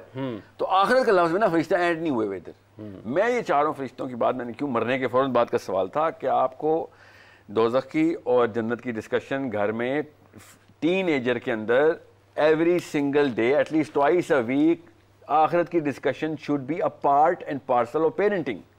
If you are not discussing the day of judgment and pre and post events, तो आप मुसलमान नहीं पाल रहे, फिर आप भी फिरौन पाल रहे हैं, फिर आपके साथ भी वही होना। फिरौन और मेरे अंदर सिर्फ एक फर्क था, फिरौन और एक रहमदिल बंदे के अंदर फर्क था, उसको मरने के बाद कोई डर नहीं था, दैट्स इट। इसके अलावा एब्सोल्यूट डिफरेंस कोई नहीं है। फिरौन के भी चाहने वाले थे, हिटलर के भी चाहने वाले हैं, उसके भी फैन है, नवाज शरीफ के भी फैन है, जरदारी के भी फैन है, अल्ताफ हुसैन के भी फैन है, इमरान खान के भी फैन है।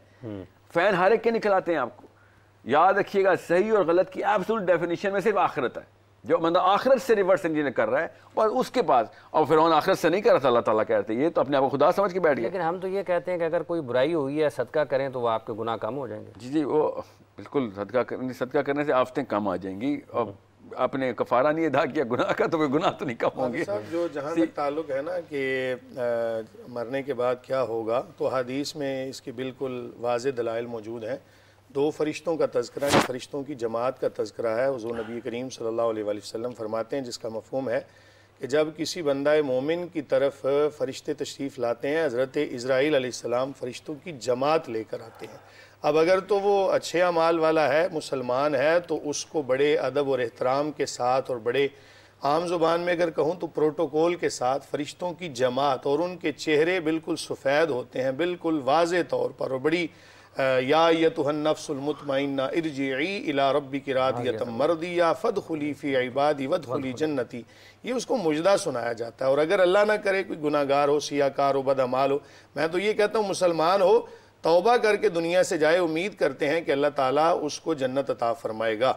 और अगर कोई बगैर तौबा के दुनिया से चला गया, अल्लाह ना करे किसी के साथ ऐसा मामला हो, मुसलमान हो, अल्लाह ताला पूरी उम्मत मुस्लिमा पर अपना ख़ास करम फजल फरमाए। अगर उसके रूह के लिए फरिश्ते जो उसको कब्ज़ करने के लिए आते हैं, हुज़ूर फरमाते हैं गुनाहगार है तो उसकी रूह को ऐसे निकाला जाता है जिस तरह एक खारदार झाड़ी के ऊपर एक रेशम का कपड़ा डाल के उसको खींचा जाए ना। हुज़ूर सल्लल्लाहु अलैहि वसल्लम ने ये नक्शा पेश किया कि जिस तरह वो सख्ती के साथ खींचा जाता है, इसी तरह ऐसे बंदे की, काफिर की और गुनाहगार की रूह को निकाला जाता है। और अगर कोई मुसलमान है, सही मानो इल्लल्लज़ीना आमनू व अमिलुस सालिहात, दोनों पर अमल करने वाला है, तो हुज़ूर फरमाते हैं सल्लल्लाहु अलैहि वसल्लम कि उसकी रूह को जब फरिश्ते लेकर जाते हैं अल्लाह की बारगाह में, तो सफ़ेद चेहरों के साथ और उस मुजदा के साथ कि या अय्युहन नफ्सुल मुतमइन्ना, तो निदा आती है कि ये कामयाब हो गया, और दूसरे के बारे में निदा आती है कि वो नाकाम हो गया। अब जहाँ तक रूह का ताल्लुक है, तो ये हदीस की रोशनी के अंदर ये सबक मिलता है कि मोमिन की रूह को आज़ाद कर दिया जाता है और काफिर की रूह को जकड़ दिया जाता है। तो इसलिए रूह और जिस्म का जो ताल्लुक है ना, इसके जब ये ताल्लुक होता है तो एक सवाल ले लें मुझसे। अस्सलाम वालेकुम जी। कॉलर है। वालेकुम सलाम, मेरा नाम अब्दुल्ला है, मैं रावलपिंडी से बात कर रहा हूँ। साहिल साहब ना एक बात करते हैं या वक़ातिल वाक़िया टाइम ट्रेवल के हिसाब से, मतलब कि अल्लाह पाक, तो ये थोड़ी कंफ्यूजन है। साहब से यही गुजारिश है कि इसको थोड़ा वजाहत के साथ बयान कर दें कि अल्लाह पाक क़यामत से टाइम ट्रेवल कर चुका है।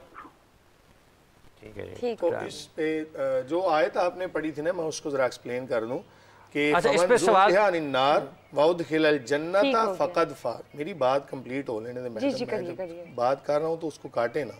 आयत कुरान की पढ़ रहा हूं, आप कह रही हैं छोड़ दें इसको। फमन ज़ुहज़िहा अनिन्नार वउदखिलल जन्नता फक़द फाज़, कि जो जहन्नुम से बचा लिया गया, जन्नत में दाखिल कर दिया गया, फ़क़द फाज़, हकीकी कामयाब वो है। तो मैं हर उस बंदे से मुखातिब हूँ कि जो अपने आप को आज कामयाब देखना चाहता है। ये रमज़ान ट्रांसमिशन बनाने का, देखने का, दिखाने का, सुनने का, सुनाने का मकसद क्या है कि हकीकी कामयाबी की तरफ हमें जाना है और हकीकी कामयाबी की तरफ। जी साहिल साहब, कॉलर के क्वेश्चन का जवाब।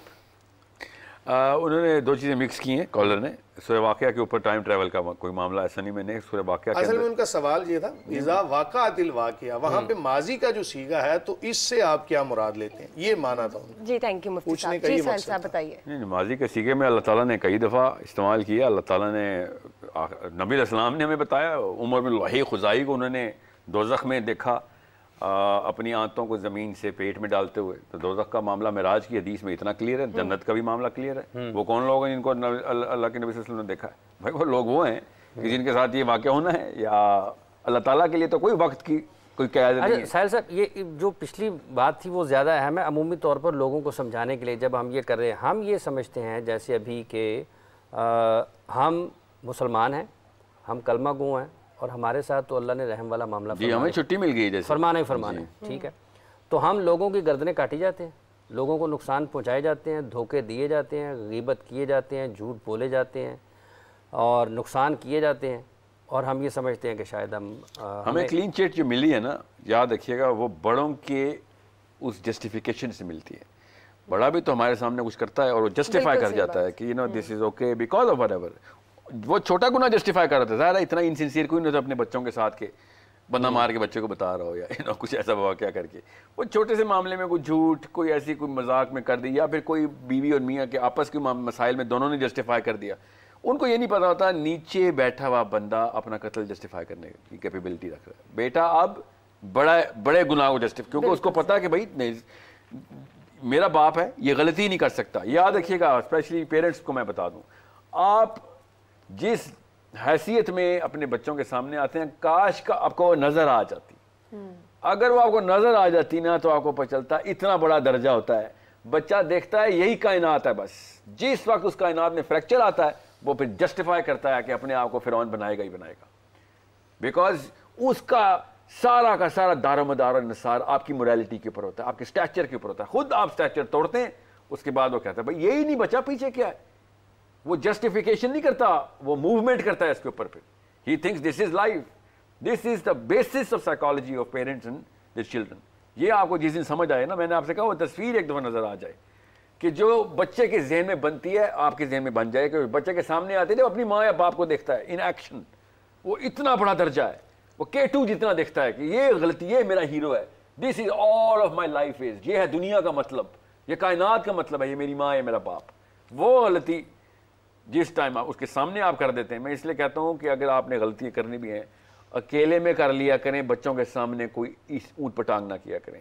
और अगर बच्चों के सामने कोई ऐसी चीज़ हो गई है तो बच्चों उसके सामने ही माजरत कर लिया करें। ये अपना हीरोपन का जो ना जो भरम है वो तब तक बचेगा जब तक कि उनको पता होगा कि कॉज और मोरालिटी जो है ना वो असली चीज़ थी, बाप और माँ असली चीज़ नहीं थी।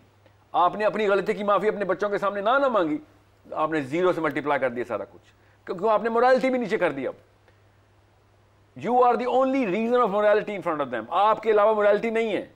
आप जिस टाइम आपने अपने आप को मोरालिटी से भी बड़ा कर दिया है कि मैंने तो माफ़ी भी नहीं मांगनी, तो फिर उसने भी फिरौन बनना ही बनना है। जिस दिन आपने माफ़ी मांगी, आप तो गए, आपकी तो गलती पकड़ी गई है, मगर अगर आपने माफ़ी मांग ली तो मोरालिटी बच जाएगी उसकी। और ये बुत तोड़ना होता है हमने अपने बच्चों के सामने कि हाँ ठीक है यार, बाप भी गलत हो सकता है, कोई बात नहीं, आपका हीरो बनने का कोई चार्ज नहीं डालना था हमने, उसको मोरल करना था हमने, उसको अल्लाह से कनेक्ट करना था।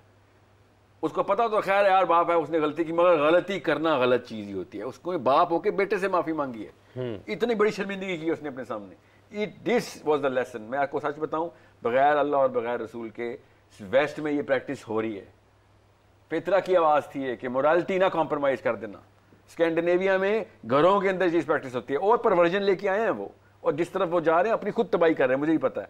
मगर मैं वो खाली ये बता रहा हूँ, हम अपने नबी को क्या मुँह दिखाएंगे कि हमसे बेहतर मोरालिटी वेस्ट प्रैक्टिस कर गया था हमारे टाइम पे।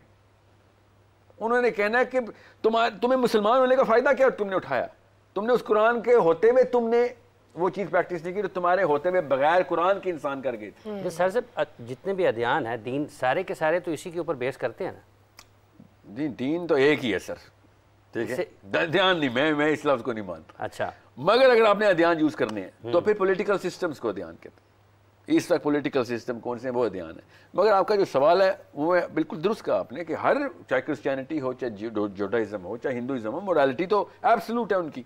कोई भी नहीं कहता कि हाँ जी बंदे पे जुल्म करना ठीक है, क्योंकि उनकी बेसिस ऑफ एम्पैथी कहती है कि भाई ये जुल्म मेरे पे हो तो मुझे तो अच्छा नहीं लगेगा। तो इसलिए ये वाला बंदा ये जुल्म, ये काम ही गलत है, बिकॉज वो अपने ऊपर ये चीज़ टेस्ट करके उसकी तकलीफ का एहसास करते हैं। This is empathy. So basis of empathy, basis of justice कि भैया एक इंसाफ हो, मुझे ज़्यादा दे दो, हर कोई चाहता है, मगर सबको पता होता है कि अगर किसी को ज़्यादा मिल गया तो कम वाले पे क्या गुजरती है, इसलिए इंसाफ की बिना पड़ती है हमारे अंदर। साहिल साहब, ये इशारा मैं नहीं समझा, अब हमने ऐसे इशारा किया, इससे मैं कुछ क्या समझूं? ये कम मिल गया और ज़्यादा मिल गया, तो इस पे मैं थोड़ा सा मुझे पता भी नहीं, मैंने आपको ज़्यादा दिया था इशारे में, तो करना चाह रहा हूँ। नहीं सर, आपकी तरफ इशारा मकसूद। अभी यहाँ पर एक बात हुई थी, चलिए अब बात चूंकि रुक जाए, मैं दरमियान में मानना चाहता हूँ इशारा अगर आपको अपनी तरफ लगा, मगर डिफेंसिव ना हो। ठीक है, वो वैसे ही हो गया। कॉलर आ गए जी, मुफ्ती साहब कॉलर आ गए। अस्सलाम वालेकुम। मैं सवाल ऐड करना चाह रहा था मुफ्ती साहब कॉलर कर ले फिर आपको। अस्सलाम वालेकुम। अल्लाह करे इशारे में ज्यादा ही आपको दिया होगा, कम कुछ दिया होगा। वैसे ही बात करूं एज ए, चलिए ये भी हो सकता है। अच्छा, के तौर पर बात कर रहा था, वरना शायद आपको किसी टाइम ट्रेवल की बात करते जब हम अगर अभी हमने जो बात, कॉलर का जवाब दे दूं मैं, ये बार बार सवाल आ रहा है मेरे ऊपर कि तुम कह रहे हो कि क़यामत हो चुकी है। भाई अल्लाह के लिए, अल्लाह को कोई वक्त की कैद में डालते हैं हम मुसलमान हैं। अल्लाह के लिए नहीं है वक्त की कैद, अल्लाह सब कुछ देख चुका है। अल्लाह मेरा नबी देख के आ गया है, तो अल्लाह ताला की क्या बात कर रहे हो। सो जब ये बात करते हैं ना लोग कि क़यामत होनी है, साहिल मियां आप मुसलमान होते हुए क्यों कहते हैं क़यामत? मैं अल्लाह के लिए कह रहा था, मेरे रब को क्यों अपने साथ साथ ट्रैवल करा रहे हो टाइम के अंदर? मेरे रब की मखलूक है ये वक्त, मेरे रब ने सब कुछ देख लिया, बनाने से पहले मेरे रब को पता था। आपको कौन से रब को पहचाने आप, जिसको यही नहीं पता नाउज़ बिल्लाह के कौन जन्नत में जाएगा दोज़ख में, उसको यही नहीं पता क्या किस सेकंड में किस पे क्या तकलीफ या किस पे क्या खुशी और मुसरत गुजरनी है। सब देख चुका है मेरा रब, ये सब हो चुका है मेरे रब के लिए, ये हमारे लिए हो रहा है इस वक्त। हम वक्त की कैद में, मेरा रब वक्त की कैद में नहीं है।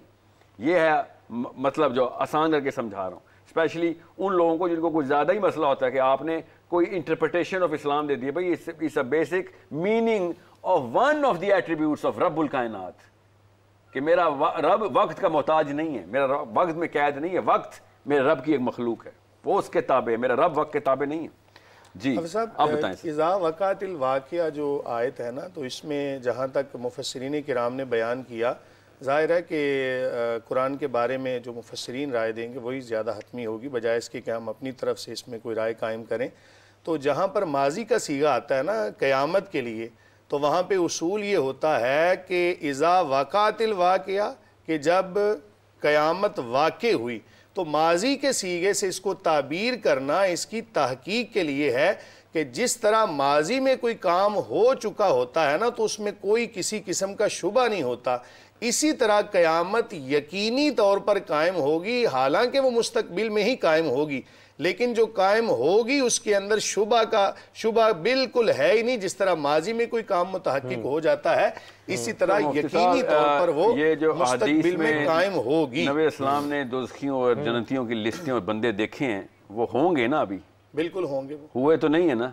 हुजूर नबी करीम सल्लल्लाहु अलैहि वसल्लम उनकी तशबीहात तो नहीं देखी ना, वो असली इंसान को देखा ना उन्होंने। असल में ना नबी एक कॉलर आ गए जी। अस्सलाम वालेकुम, कौन साहब कहाँ से हैं? अस्सलाम वालेकुम जी। जी अस्सलाम वालेकुम। जी जी सुन फरमाइए। जी राशिद बात कर रहा हूँ गुजरात से। जी जी राशिद साहब, मेरा सवाल ये है कि हमारा जो दीन है वो दीन अमन का दीन है, वो दीन के अंदर बहुत ज्यादा छूट है, बहुत ज्यादा रिलैक्सेशन है, लेकिन जब हम किसी को सुनते हैं, कोई मुफ्ती इकराम हो या थोड़े से जो है दीनी लोग जिनको आप कहें, तो वो बड़ा सख्त उसका जवाब देते हैं। तो क्या हमारे दीन में इतनी ही सख्ती है या हमें जो चीजें पहुंचती हैं वो सख्त तरीके से बताई जाती हैं? ये सवाल मेरा साहिल साहब से भी है, मुफ्ती साहब से भी है। थैंक यू जी साहिल साहब। जी जो लफ्ज़ आपने इस्तेमाल किए इतने एब्स्ट्रैक्ट हैं कि उसका कोई भी मतलब ले सकता हूँ। छूट है कि कितनी छूट, आप बताएं आपको कितनी छूट चाहिए, ठीक है। सख्ती है, आप बताएं आपको कितनी सख्ती चाहिए, हमें सख्ती भी चाहिए होती है। सो मैं वो वाला मतलब नहीं ले सकता जहाँ मैं जान सकता हूँ जो आपके दिल में है, जो आप चाह रहे हैं। मगर अगर एक ख़ास लेवल पे उस बंदे को छूट दी जाए जो आप पे ताकत में है, तब आपको कैसा लगेगा? तो बताएं इस्लाम में कितनी छूट अलाउ है आपको। आपको खुद जवाब आ जाएगा कि नहीं सर इतनी छूट ना देना इन फिरौनों को कि ये रोंद कितने निकल जाएं। तो आप बताएं इस्लाम को आपके ख्याल से कितनी पकड़ करनी चाहिए थी? फिर आपको मुफ्ती याद आएंगे कि सर इनको पकड़वाएं, ये तो सब कुछ ही खा गए हमारा। वहां पे आपको क्यों छूट नहीं चाहिए? जब एक जालिम को छूट चाहिए होती है तो अब आपको क्यों जालिम को पकड़ चाहिए होती है? आप चाहते हैं कि जालिम को पकड़ा जाए। सो आप डिपेंड करता है कि आप किस एंगल से देखना चाह रहे हैं। मैं जब भी बात करता हूं, और मैं ज़रूरी है कि मैं बात करूं, मैं सियासी बात करता हूं, मैं इस्लाम को एज अ पॉलिटिकल सिस्टम देखता हूं, तो उसमें फ़र्द को hard on policy, very soft on people मेरे नबी सल्लल्लाहु अलैहि वसल्लम ने देखा, मैंने पाया है। मेरे अपने नबी सल्लल्लाहु अलैहि वसल्लम को पाया है कि मेरा अपना नबी लोगों के साथ बुर्दबादी, माफ़ कर देना, दरगुजर, सरफ नज़र कर देना, और पॉलिसी के ऊपर ही बस सुपर असर्टिव, सुपर स्ट्रिक्ट। कभी भी नहीं ऐसा हुआ कि पॉलिसी के ऊपर नबी सल्लल्लाहु अलैहि वसल्लम ने तसन्नुर और मरवत दिखाई हो। He was so straight forward, because इस बारे में शक में गए तो लोगों ने पता नहीं क्या क्या इख्तरा निकाल लेनी अंदर। पॉलिसी के ऊपर सख्त हो, कोई छूट ना दें, लोगों के ऊपर माफ़ी करें, बिल्कुल छूट दें। मैं भी चाहता हूं कि मुझे सेकंड थर्ड चांस मिला करें। अल्लाह ताला ने अपनी सुन्नत कुरान में बता दी है कि हम पहली दफ़ा नहीं पकड़ते किसी को, हम रस्सी दराज करते रहते हैं, बिकॉज अल्लाह की अपनी हया और रहम का तकाजा है कि आप, अल्लाह कहता है चल कर ले, हो जाएगा, तुझे होश आ जाएगा, नहीं आता तो फिर देख लेंगे, मगर पॉलिसी चेंज नहीं करते। और इस्लाम जहाँ पॉलिसी की बात करता है वहाँ आपको भी चाहिए सख्ती करें, जहाँ इस्लाम पीपल की बात करता है वहाँ आपको भी चाहिए कि छूट दिया करें, लोगों को नरम रवैया रखा करें, जैसा आप अपने। आपने कोई सवाल? इनका एक सवाल है खवातीन के हवाले से। मैं इसको कमेंट दे दूं, ये जो सख्ती और नरमी की बात है, चूँकि सवाल उन्होंने दोनों से किया था कि कुरान कहता है ला इकराह फिद्दीन, कि दीन के अंदर सख्ती नहीं है। वो कौन सी सख्ती नहीं है कि जब अगर अल्लाह ना करे किसी से कोई गुनाह हो जाता है अनजाने में, तो कुरान भी कहता है ना कि इन्नमत तौबतु अलल्लाहि लिल्लज़ीना यामलून अस्सूअ बिजहालतिन सुम्मा यतूबून मिन करीबिन फउलाइका यतूबुल्लाहु अलैहिम व कानल्लाहु अलीमन हकीमा, कि अल्लाह ताला उन बंदों की तौबा को कबूल फरमा लेता है कि जो अनजाने में, जहालत में, अनजाने में गुनाह कर बैठें, फिर फिल फौर उन पर ताइब हो जाएं, अल्लाह उनकी तौबा को कबूल फरमा लेता है। इसी के साथ अगली आयत है वलैसतित तौबतु लिल्लज़ीना यामलून अस्सय्यात हत्ता इज़ा हदरा अहदहुमुल मौत काला इन्नी तुब्तुल आना वलल्लज़ीना यमूतून व हुम कुफ़ार उलाइका अतदना लहुम अज़ाबन अलीमा, कि उन बंदों की तौबा अल्लाह ताला कबूल नहीं फरमाता कि जो किसी गुनाह को जानबूझकर करें, गुनाह दर गुनाह करते चले जाएं, जब मौत का वक्त आ जाए तो अब कहें हम तौबा करते हैं या फिर काफिर हों, तो ऐसे बंदों की तौबा अल्लाह कबूल नहीं फरमाता। जहां पर होता है ना आपका पॉइंट आ गया। अस्सलाम वालेकुम जी। जी अस्सलाम वालेकुम। अस्सलाम वालेकुम जी। जी जी कहिए। जी मेरा नाम आरिफ है, मैं साहिल भाई से एक क्वेश्चन करना चाहता हूँ। जी जी प्लीज। मैं गुज़िश्ता से इनको सुनना था, और जब इनको सुना जाता है तो एक वर्ड है मुक़ल्लिद और गैर मुक़ल्लिद। जब साहिल भाई को सुना जाए ना तो इस तरह से लगता है कि तकलीद छोड़ के हमें खुद से आना चाहिए, मगर बात फिर वही है कि मुफ्तियानी इकराम जब चलते हैं तो वो किसी न किसी फिक़ा को लेकर चल रहे होते हैं। तो अगर ये लोग अपना काम नहीं कर रहे तो फिर हम फिर कहाँ से इब्तिदा करेंगे अपने इल्म को हासिल करने की? यानी हमें फिर उन फिक़ा को देखना पड़ेगा या उस फिक़ा से पहले की तैयारी हमें करनी पड़ेगी? ये सवाल है। बहुत शुक्रिया आपका। मैक्सिमम 30 सेकंड की बात है कि अगर एक बंदा जब कोई हुक्म शरा बयान करता है ना, सज़ाओं के निफाज का जब मामला होता है तो इस्लाम उसके अंदर सख्ती करता है। जहाँ सज़ाओं के हवाले से सख्ती हो वहाँ पे अमन होता है, और जहाँ सज़ाओं के हवाले से नरमी हो वहाँ पे अमन नहीं होता। उसकी मिसाल पाकिस्तान और दीगर जो ममालिक जहाँ पर इस्लामिक सज़ाओं के हवाले से सख्ती की जाती है वहाँ पे आप हालात वाक़यात देख सकते हैं। आप सऊदी अरब में देखते हैं कोई बंदा जनाब हाथ कटने के डर से किसी की चीज़ को हाथ नहीं लगाता, क्योंकि सज़ाओं में सख्ती है। पाकिस्तान में इसके बरक्स आप देखते हैं कि सज़ाओं के अंदर नरमी है तो हर तरफ अफरा तफरी का आलम है। ये इसकी मिसाल है।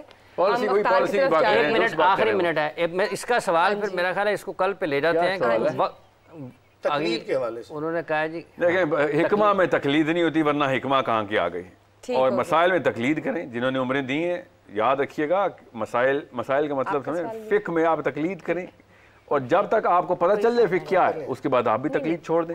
उलमा तकलीद नहीं करते, याद रखिए, अवाम के लिए तकलीद है कि वरना वो अवाम ही किस लिए। अगर आप इतना ही जानते हैं तो आप भी किताबें लिखें, लोगों को गाइड करें, मगर अगर आप नहीं लिख रहे तो आप जिसने फ़िक़्ह तरतीब दे दी उसको डॉक्टर माने, मगर फ़िक्र था। हिकमा में तकलीद नहीं होती, वरना हिकमा ही नहीं होती। वो हिकमा कहती हर इंसान की अपनी जर्नी से सीखा गया वो वाला वो सोने की कान है जो हर इंसान को अल्लाह ने दी हुई है। वो एक ही आयत पढ़ते हैं, 100 बंदे 100 अलग अलग मतलब निकाल सकते हैं जो हिकमा की आयत हैं। एक ही वाक्य से गुजरते हैं हम और 100 अलग अलग मतलब निकालते हैं, 100 अलग अलग लर्निंग्स आती हैं हमारी। सो हिकमा में तकलीद करें नाउज़ बिल्लाह, वरना हमने तो ख़त्म ही कर दिया एक दूसरे की तरफ से फ़ायदा आना। नबी इस्लाम ने खुतबा हिज्जतुल विदा के ऊपर कहा कि पहुँचाओ दो मेरा पैगाम और उन लोगों तक पहुँचाओ कि जो लोग यहाँ पे नहीं हैं, और क्या पता वो तुमसे बेहतर समझ जाए मेरा पैगाम। ये नबी इस्लाम की हदीस है हिज्जतुल विदा पे कि तुमसे बेहतर समझ जाएंगे जो मेरा पैगाम वैसे ही पहुँचा दोगे जो अगर तुमने वैसे ही पहुँचा जो कि पहुँचाया है साहबा ने। ये हिकमा की ट्रेनिंग है हमारी, साहबा से बेहतर समझ जाएंगे बात। जी बिल्कुल, कोई भी किसी भी मतलब किसी भी चीज़ से अपनी तौर पे हकीमाना तौर के ऊपर पर्सपेक्टिव रख सकता है। ये uniqueness of every human being है, किसी शक में मत रहिएगा। ऐसे ऐसे गैर मुस्लिमों ने कुरान पढ़ा है और ऐसी ऐसी इजादात और ऐसे ऐसे तफक्कर किए उन्होंने जो मुसलमानों ने नहीं किए, क्योंकि उनकी लाइफ में साइंस और पता नहीं क्या क्या जर्नीज थी, उन्होंने उस जर्नी से पहुंचा। मगर जब आप आते हैं फ़िक़्ह के ऊपर तो फिर अपनी तरफ से तो नहीं आप मसाइल का फतवा देंगे या खुद ही हराम और हलाल की डिसीजन ले लेंगे। इसके ऊपर तो हदीस है कि ऐसा वक्त आएगा लोग अपनी तरफ से बगैर किसी इल्म के हलाल और हराम का फतवा देना शुरू कर देंगे। वो फिर जाहिर है फिर क्या होगा, फिर आप एक कानून बनाएंगे अपनी तरफ से। आप किसी भी मैं पाकिस्तान का नया कानून तो नहीं बनाता, मेरी गली में इशारा नहीं चलेगा, और कानून नहीं चेंज हो सकते। कानून के लिए अल्लाह ताला ने एक किताब शाया कर दी हुई है और उस कानून को बदलना तागूत है। इसलिए आप उन डॉक्टर्स को रुजू करते हैं जिन्होंने कानून पढ़ा होता है। इसको फ़क़ीही मामलात के अंदर फ़ुक़हा ने तरतीब दे दिया हुआ है। इसके अलग अलग स्कूल ऑफ थॉट हैं, जिसको मर्जी पकड़ें, मगर एक ख़ास इल्म इसका भी आ जाए उसके बाद इनको भी आप तकलीद नहीं करें। उलमा पे तकलीद नहीं है, ये गैर उलमा पे तकलीद है। इस फ़िक़्ह की हिकमत पे तो तकलीद वैसे ही एक पैराडॉक्सिकल स्टेटमेंट है। जी मुसर्रत आपका क्वेश्चन था जी साहिल साहब। मेरा सवाल ये था कि वो बच्चियाँ जिनको तेज़ाब या मिट्टी के तेल से जला दिया जाता है, और जलाने वाले जो होते हैं वो मर्द हजरात होते हैं ज़्यादातर जी, तो उन बच्चियों के लिए क्या हुक्म है, किस तरह से वो अपनी उसको आजमाइश समझें उसको, वो क्योंकि वो दे ऑलवेज थिंक कि मैंने ऐसा किया क्या था जो मुझे ये सज़ा दी जा रही है, तो उसके लिए आप क्या फरमाएं? जब भी ना एक बेबस के ऊपर बच्ची हो या कोई भी हो जो बेबस हो और उसके ऊपर एक ताकतवर जालिम आगे कोई भी हमला करता है तो होती तो वो अल्लाह ताला की आजमाइश ही है। कॉमन सेंस की बात है, मेरा तो काम ही नहीं था, अब अचानक छाती इधर से गिर जाए तो मेरा ना मैं कुछ कर सकता हूँ रोकने के लिए, तो वो बेसिकली तो ये मामला ऐसा है। मगर सिर्फ इस केस के ऊपर नहीं, किसी भी केस के ऊपर ये बात सुन लें, हर चीज़ के ऊपर अपने आप को इसको लोकस ऑफ कंट्रोल बोलते हैं। अब लोकस ऑफ कंट्रोल अपने हाथ में रखा कीजिए कि अच्छा मेरे साथ ये वाक़या होगा, अब मैंने क्या करना है, रादर कि मैं इसी विशेष साइकिल में रहूं और इसको तेज़ाब से भी बड़ा वाक़या बनाऊँ, अपनी सोच पे तेज़ाब डालूँ। मुझे उन बच्चों के ऊपर जिन पे तेज़ाब गिरा ना, उनको देख के मैंने, क्योंकि काफ़ी सारा इनके साथ मैंने काम किया हुआ है रावलपिंडी में और कराची में, तो मैंने एक बात कॉमन नोट की है कि जब इनके ऊपर ये वाक़या हुआ है, और ख़ाली तेज़ाब की बात नहीं है, और भी बहुत बड़े घिनौने विक्टिम बनाते हैं बच्चियों को हम, वो साइकोलॉजिकली ज़्यादा डैमेज हुआ था, फिज़िकली कम डैमेज हुआ था। ये इस्लाम आपको साइकोलॉजिकल डैमेज से बचाता है इधर कि भाई इस तरह लोगों के एक्सीडेंट में बाजू कट जाते हैं, टांग कट जाते हैं, वो मरते तो नहीं, they have to carry on the movement. जो आपका काम है दुनिया में जिम्मा लिया हुआ है आप पूरा करेंगे, क्या पता इससे ज़्यादा ताकत आ गई हो आपको। मैं आपको अभी मिलाऊंगा नियाज मलिक साहब से, मैंने उनसे बात की हुई है, इंशाल्लाह कोशिश करेंगे उनको इसी प्रोग्राम पे भी आप दावत दे सकेंगे इंशाल्लाह ज़रूर। आपको वो पैरालाइज हो गए पूरी तरीके से साहिर साहब, और लेकिन अब ज़्यादा एक्टिव हैं वो। अफ्तार का वक्त, ज़्यादा एक्टिव है नियाज मलिक साहब से, मुफ्ती साहब दुआ अफ्तार की जी। अल्हम्दुलिल्लाहि रब्बिल आलमीन वल आक़िबतु लिल मुत्तक़ीन वस्सलातु वस्सलामु अला सय्यिदिल अंबिया वल मुरसलीन। अल्लाहुम्मा रब्बना आतिना फिद दुनिया हसना व फिल आखिरति हसना व क़िना अज़ाबन नार। नस्अलुल्लाहल अफ़्व वल आफ़िया फिद दीन वद दुनिया वल आखिरा। रदीना बिल्लाहि रब्बन व बिल इस्लामि दीनन व बि मुहम्मदिन सल्लल्लाहु अलैहि वसल्लम नबिय्यन व रसूलन। अल्लाहुम्मा इन्ना नजअलुका फ़ी नुहूरिहिम व नऊज़ु बिका मिन शुरूरिहिम। अल्लाहुम्मा इन्ना नस्अलुका रिज़्क़न वासिअन व इल्मन नाफ़िअन व शिफ़ाअन मिन कुल्लि दाइन। अल्लाहुम्मा इन्नका अफ़ुव्वुन करीमुन तुहिब्बुल अफ़्व फ़अफ़ु अन्ना। सल्लल्लाहु तआला अला खैरि ख़ल्क़िही सय्यिदिना मुहम्मद व अला आलिहि व अस्हाबिहि।